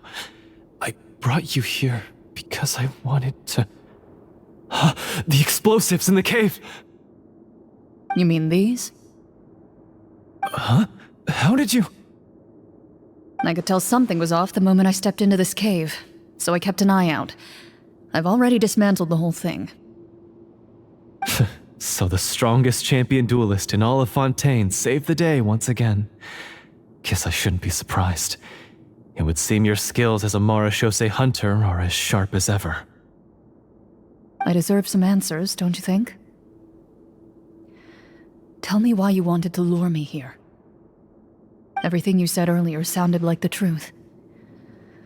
Luckily, your monologue was dramatic enough to convince my friends you were just role-playing. I don't know. I just always felt like there was something in my heart that didn't belong to me. Something agitated and angry. Who knows? Maybe it was my own anger all along. I could never really tell. The feelings about my father and the other Marechaussee hunters are real. It just wasn't fair. I was angry, bitter that no one remembered them or praised their accomplishments. I don't know when it started, but at some point, my anger came to completely consume me. At that point, I remembered the legend my father used to tell me, the one about the treasure. But if the treasure was all you cared about, why plant all those explosives? Wouldn't they just destroy the treasure and bury you along with it? I can't remember. My head is a mess. It felt like there was this voice telling me to eliminate the hunters, but now it's gone. From your description, I suspect you were dealing with a Devorator. A Devorator? Oh, your master, your father, I mean, never talked about it? It was a kind of monster that was active several centuries ago. No, I've heard of it. I'm just not sure why you suddenly... Wait, it can't be. The seal! The seal? My family has served as Marechaussee hunters for many generations. But the title and swordsmanship weren't the only things passed down over our line. There was a seal as well. My father instructed me to always watch over that seal and maintain it regularly. He said it had been passed down over a truly ancient age, and protecting it was our clan's most important duty. But I neglected that duty after he died. I finally decided to come down and check on it one day, and that's where my memories become fuzzy. The Devorator would be a formidable adversary for any mortal being, even ones as capable as the hunters. If you lacked the power to completely destroy it, you could easily fall prey to its influence and corruption. In light of this, some Marechaussee hunters chose to seal the Devorator away, in the hopes that a permanent solution would come with the passage of time. I heard it has the power to amplify the obsessions and desires in people's hearts, to the point where they overtake you entirely. It would seem I'm not just lacking in skill with a blade, but in mental fortitude as well. And yet, you were able to retrieve 3 of the 4 keys. If I remember correctly, each was entrusted to a respected and capable hunter. How did you manage it? One of them belonged to my father. The second I stole from a different hunter. And the third... was one that I snatched while the person was on the way home from the tavern. I nearly died in that alley. I know just how strong you are. It's as clear as day to everyone in Fontaine. I observed you from dusk to dawn, but could never find any opportunity to sneak up on you. I never even saw you drink a single glass of liquor. The only way I could think to obtain that last key was to lure you here using your hobby, and then... Oh, I get it now. That monster, it wanted to bury you here alongside the treasure. I won't comment on anything else, but the script was good. Well, I did pour my heart and soul into it. The stories my father used to tell me about the glory of the heroic Marechaussee hunters and how they came to be forgotten. It's more than just a story. Huh? You're proud to be a hunter. You're still holding onto that part of yourself, no matter how small. I have done so many despicable things. I have nothing to be proud of. Then explain the purpose of the evil sorcerer in your story. Huh? Isn't he the true antagonist? The one who sought nothing but his own gain, and used the people as pawns to attain it? In your heart of hearts, he was the one you truly wanted to defeat. But I've already tainted my sword. I no longer have any right to...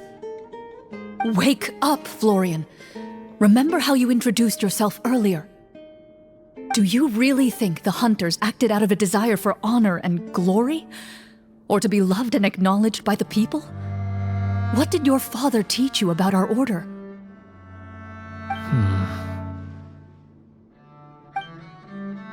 You do not wield your sword for yourself, but to protect those you serve. There's nothing special about a blade. It's the intentions of the wielder that matter above all else. Do you still not understand? Even after seeing the treasure for yourself? The contents of that room, they represent the true legacy the hunters left behind. You're right. I am a Marashose hunter. It's time for me to redeem, no, to finally serve the people I vowed to protect all along. I wouldn't be so quick to push aside the need for redemption. I know. That's a charge I won't bother to defend myself against. Good. Then, come with me, and help me see the script through to the end. Huh? See the script through to the end? But there's no more script left. Never finished it, huh? No, I mean, I wrote the script with the sole purpose of luring you all here. There was no reason to write beyond this point. Then we'll just have to keep writing it. The evil sorcerer still needs to be defeated. You mean the Devorator? Are you saying I have to make up the rest of the script as we go along? Is that really so hard? You've already written most of it. Surely you can write an ending where the hunters win and justice prevails. I'll be there to help you too. You aren't afraid your party will fall into danger? I know what my friends are capable of, and they're all quite skilled. Besides, I need their help. Then, are you going to tell them the truth about all this? I don't intend to spoil the fun. Sometimes, protecting dreams and fantasies is more important than exposing the truth. Don't you think?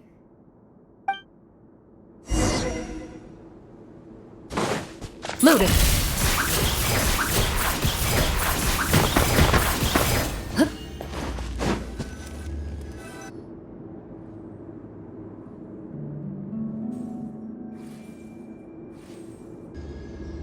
They're back! That took a while. Ahem! My fellow Marashose hunters, please forgive me, for I have sinned. Tone it down. Sorry. After crossing swords with you and witnessing your courage in battle, I've rediscovered my true self and regained my pride as a Marashose hunter. Oh, do I smell a redemption arc? I confess, I was brainwashed by the evil sorcerer. He asked me to lure you here so he could bury you in this cave. That little... Wait, you're saying all of that wasn't you, but the evil sorcerer? That's right. He's adept at manipulating the hearts and minds of the people. I fell under his influence because I did not possess a strong enough sense of will. Huh! And how are you going to prove that you're a changed man? We're not going to fall for the same trap twice.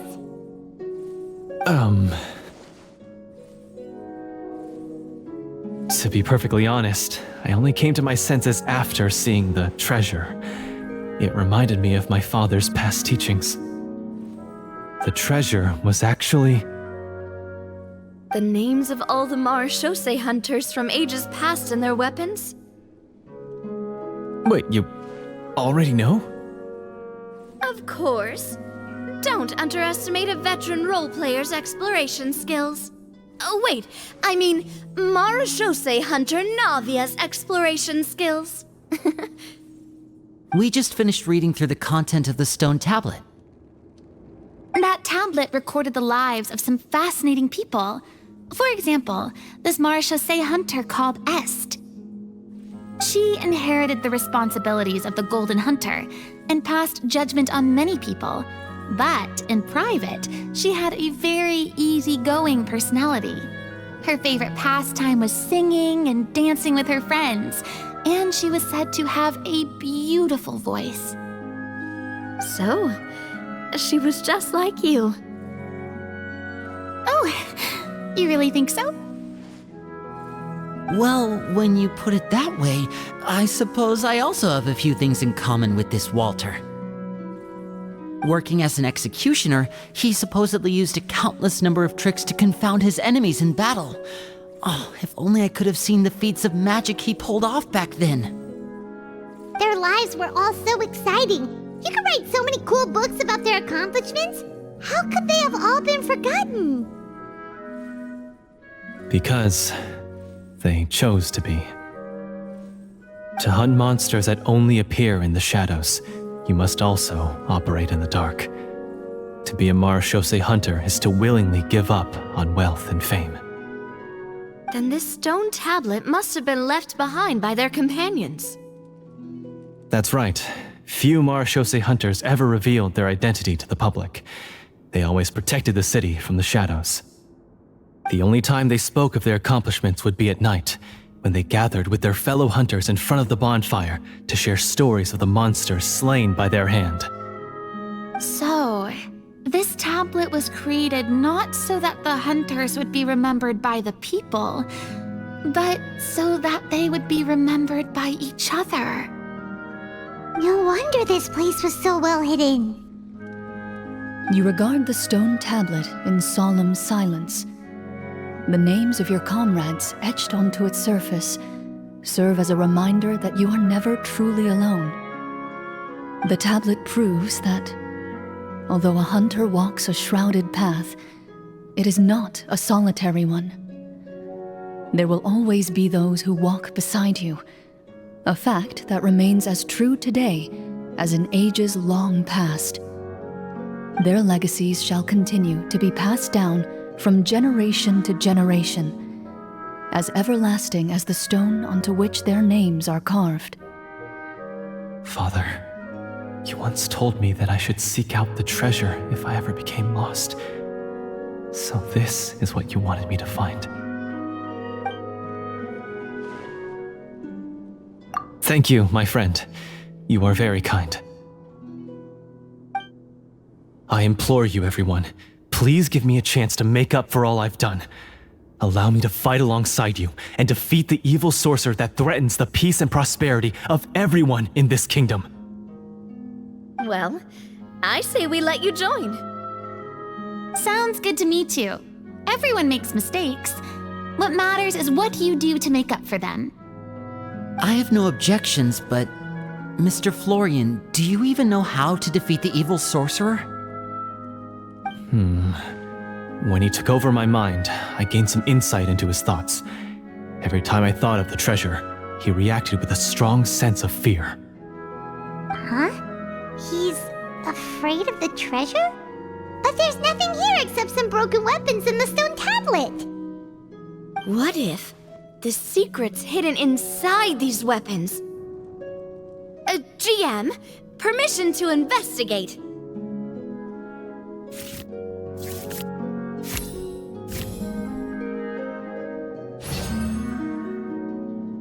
At first glance, the weapons appear absolutely ordinary. But as you observe them, you notice a faint energy emanating from within.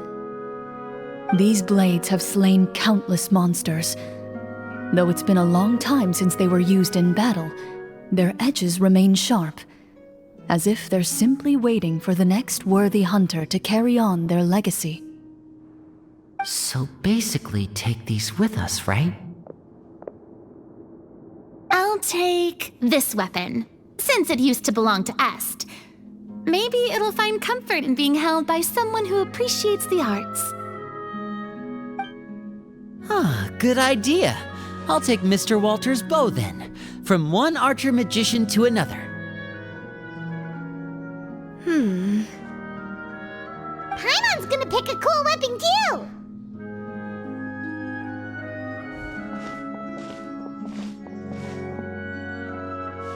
As you grip your weapons, you can almost feel the will of past hunters coursing through your being. It's a feeling of courage, determination, a silent vow passed down from generation to generation that says, eradicate the monsters, no matter the cost.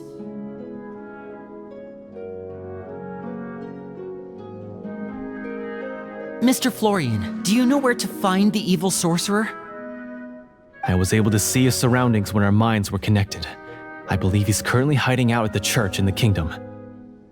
We must be extremely careful. He's spent so long living among monsters that he's now taken the form of one. He will not be easily defeated. Then why don't we explore some more and try to find some higher level gear? We don't want to just fight him and lose, right? No, we have to strike now. He was greatly weakened when I managed to break out of his control. If we let him rest, he might have time to escape. I agree with Mr. Florian. We've got to act while we have the advantage. Don't forget, the people of the capital are counting on us. Yeah, now that we've got a plan, there's no point in waiting. The longer this drags on, the worse it will be for everybody. Yes, that's what's called... Yes, that's exactly right. Alright, you've persuaded Paimon. Mr. Florian, please lead the way. Of course. Follow me. He had to set up so many scenes today, and now he has to join in for this last part. I really don't envy his job. Finally, you decide to slay the evil sorcerer and bring peace back to the kingdom once and for all. As you walk away, you feel the gaze of the stone tablet at your back, as if all the hunters of the past are wishing you success in the battle ahead and awaiting your triumphant return.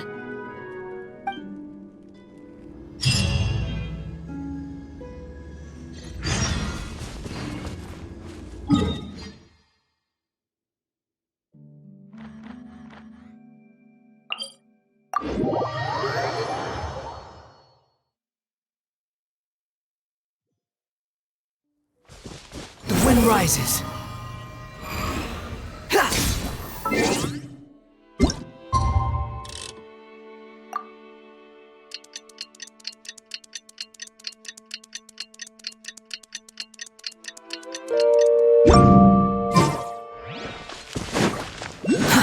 Too slow.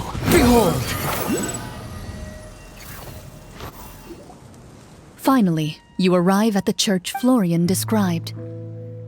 As you approach, an ominous aura surrounds you. You get the sense that your enemy is close at hand. How strange. This uneasy feeling seems so real. How did they manage that? Now, it is time for the final battle. Let's go.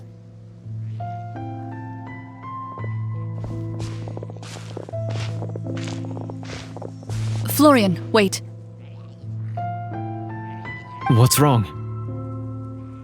I think you should wait outside. You've already been corrupted by the Devorator once. It could easily re-enter your mind and take control of your body.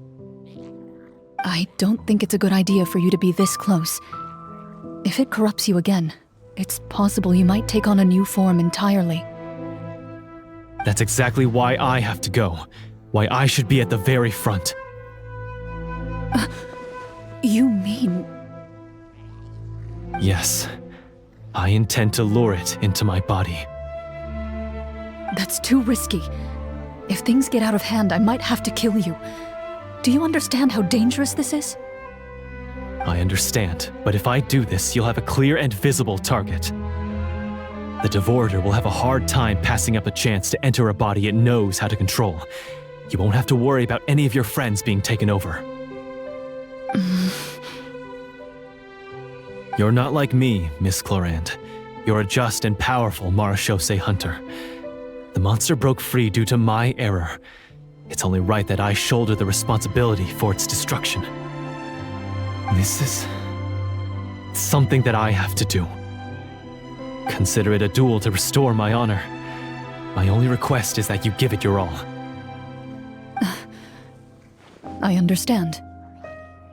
Then, as a champion duelist, I hereby accept your request for a duel, and extend to you my most sincere regards.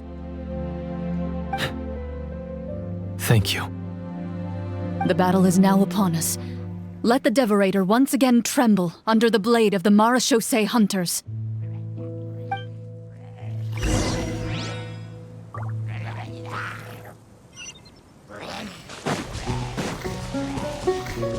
Quit following me.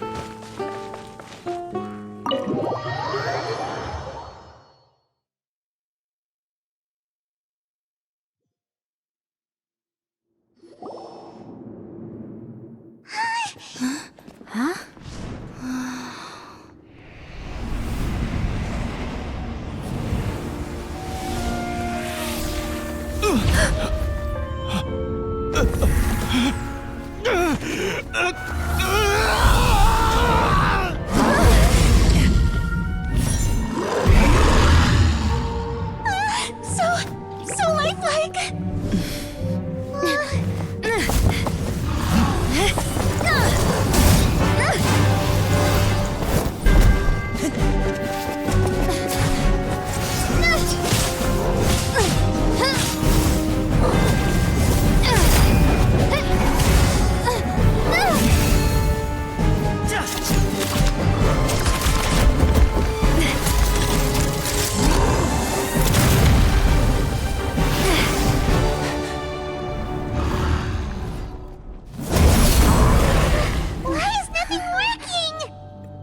This foe is not invincible. You hold the treasure, the power to defeat it, in your own 2 hands. The treasure? You mean... The names! It's the Marechaussee hunters' names! How are we supposed to... You forget, Paimon? There's still one skill we saved until the very end. Hunters fight not for fame, but to aid the people whenever they are summoned. Walter the Marechaussee Hunter, master of 1,000 tricks, executioner of the Phantom Hunters, I call for aid! Est, the Marechaussee Hunter, inheritor of Cassiodor's will, judge of the Shadow Hunters. Answer my call!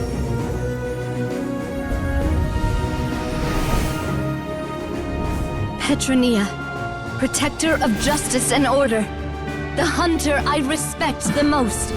Thank you for saving my friend, the best one I'll ever know. Please, lend us your strength!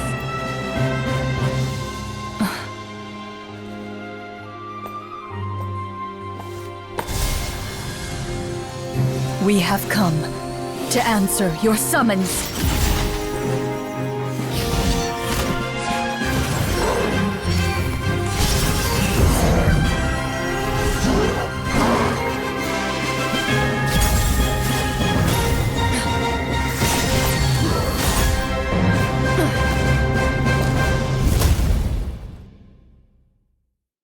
And so, the monsters were eradicated, and the sorcerer was defeated. Peace soon returned to the capital. Those in the court, manipulated by the sorcerer, also recognized the errors of their ways.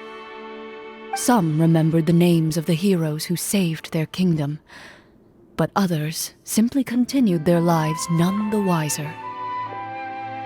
Such is the story of the Marechaussee Hunters. They pursue the phantoms in the darkness and exterminate all who pose a threat. They will always protect the city and those within it, even should all memory of their accomplishments be forgotten by the very people they serve. I am assuming we've finally reached the end of the script. Yes, you've reached one of the better endings. It's a pretty solid story overall. I thought it was just an ordinary adventure at first, but the further we got into it, the more impressed I became with the production and the plot. That final battle especially! All the effects were super realistic. Oh, Oh, right. Yeah, totally. That's a really good point. I never expected the weapons we picked up from that vault would have that kind of effect. Yeah, mine nearly scared the daylights out of me when it started glowing.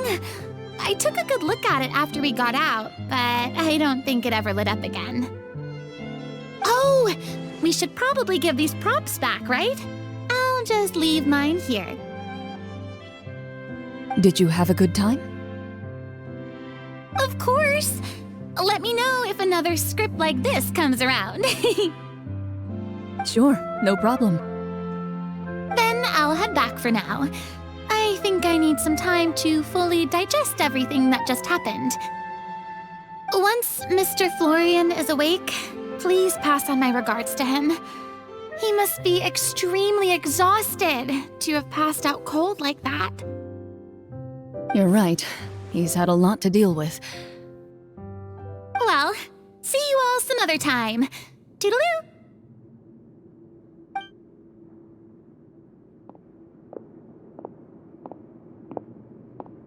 Okay, so, can I ask now? I think it should be fine, yeah. What in the world was going on back there? So you saw through all of that? That time in the cave when you told us to close our eyes, it'd be weirder if we didn't notice anything.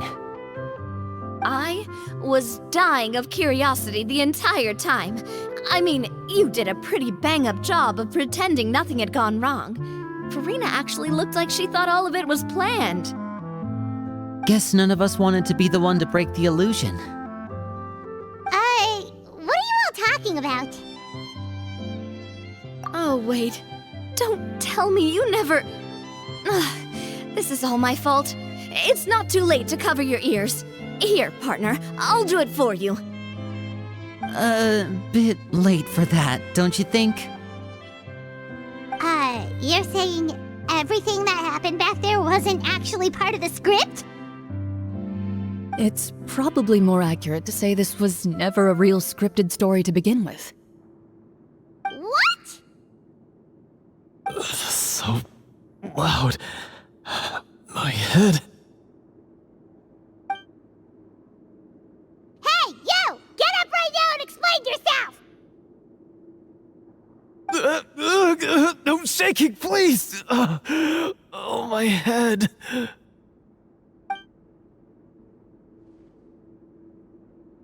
Did Paimon just hear that right? You guys made up that whole last part on the spot? It's not nice to lie to people, but Paimon's gotta admit, that was a really good story, Florian. Oh, and nice improvisation, Chlorinde! Yeah, it was like watching a magician improvise a spectacular magic trick after forgetting an important prop. If Paimon knew something was wrong with that vault, she would have floated straight in the opposite direction. Everything was under control. As if you've ever described a situation as being out of control. I'm pretty sure any situation you consider to be easy to handle would scare a reasonable person half to death. Guess I'm just used to it. You must run into a lot of unexpected situations then. That explains why you're so good at coming up with things on the spot. As for you, Florian... I know there's no excuse for what I did. I'll turn myself into the guards at once, confess my crimes, and accept any punishment that comes my way. I would say you've already suffered more than enough. What? You may have been blinded by fame and fortune in the beginning, but your actions during the final battle had proven you to be a true Marechaussee hunter.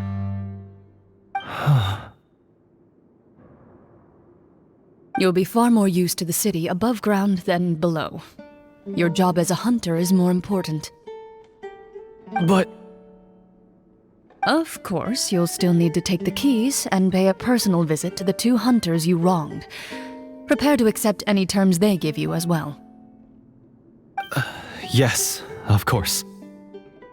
As far as I'm concerned, though, your showing in the duel was enough to prove your honor. Then I'll do exactly as you said. I'll go return those 2 keys right now. Thank you so much, everyone. I'll do my best to prove myself worthy of the second chance you've given me. I swear this on my name and honor as a Marashose hunter. Until we meet again, everyone.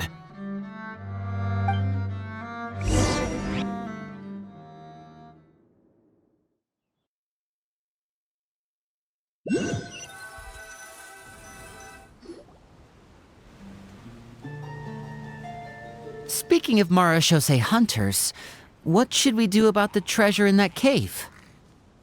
Leave it be. Are you sure? We could show it to people, make it so that the hunters are remembered. Don't you want that? No. Every name on that tablet made the same choice. All hunters know what the path entails. I am no exception.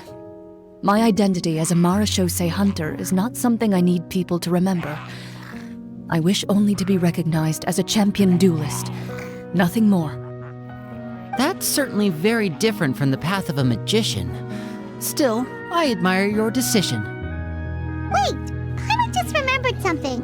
If there were no special effects involved, why did our weapons begin to glow during the battle? That's because the Marashose hunters of ages past would often imbue their weapons with special enchantments to suppress the monsters. Whenever a monster was nearby, their weapons would start to glow. Oh, so that's why they had an effect on that guy near the end. I really thought the summons were doing all the work. Well, I'm sure the summons were a part of it too. Oh? How so? This particular devorator probably hailed from the same era as the hunters we saw in the room. The names you recited all belonged to the bravest hunters. Countless monsters fell to their blades. That's likely why the devorator visibly reacted when you said them out loud. So the names held the power all along! Navia, everything you said during your summon. Huh? Oh, I meant what I said. I mean, it was true to my character, so yeah, I'm glad you heard it. Just don't make me repeat myself. It's embarrassing. I really appreciated those words. All right. Don't get all sentimental on me.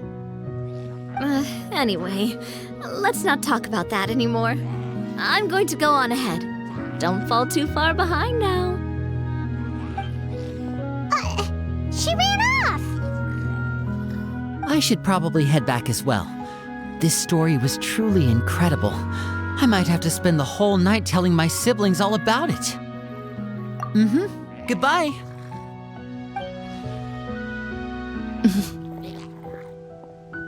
Traveler, should your name and deeds be forgotten, what do you think the significance of your journey will be? I suppose the significance would be the journey itself and the world we helped create.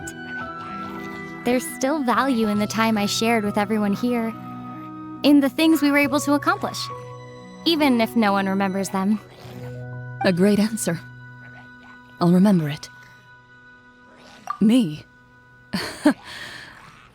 The Marashose hunter says nothing in response to that question. Perhaps her answer lies in her silence, an unspoken vow left to echo through the night. The path she walks needs no explanation.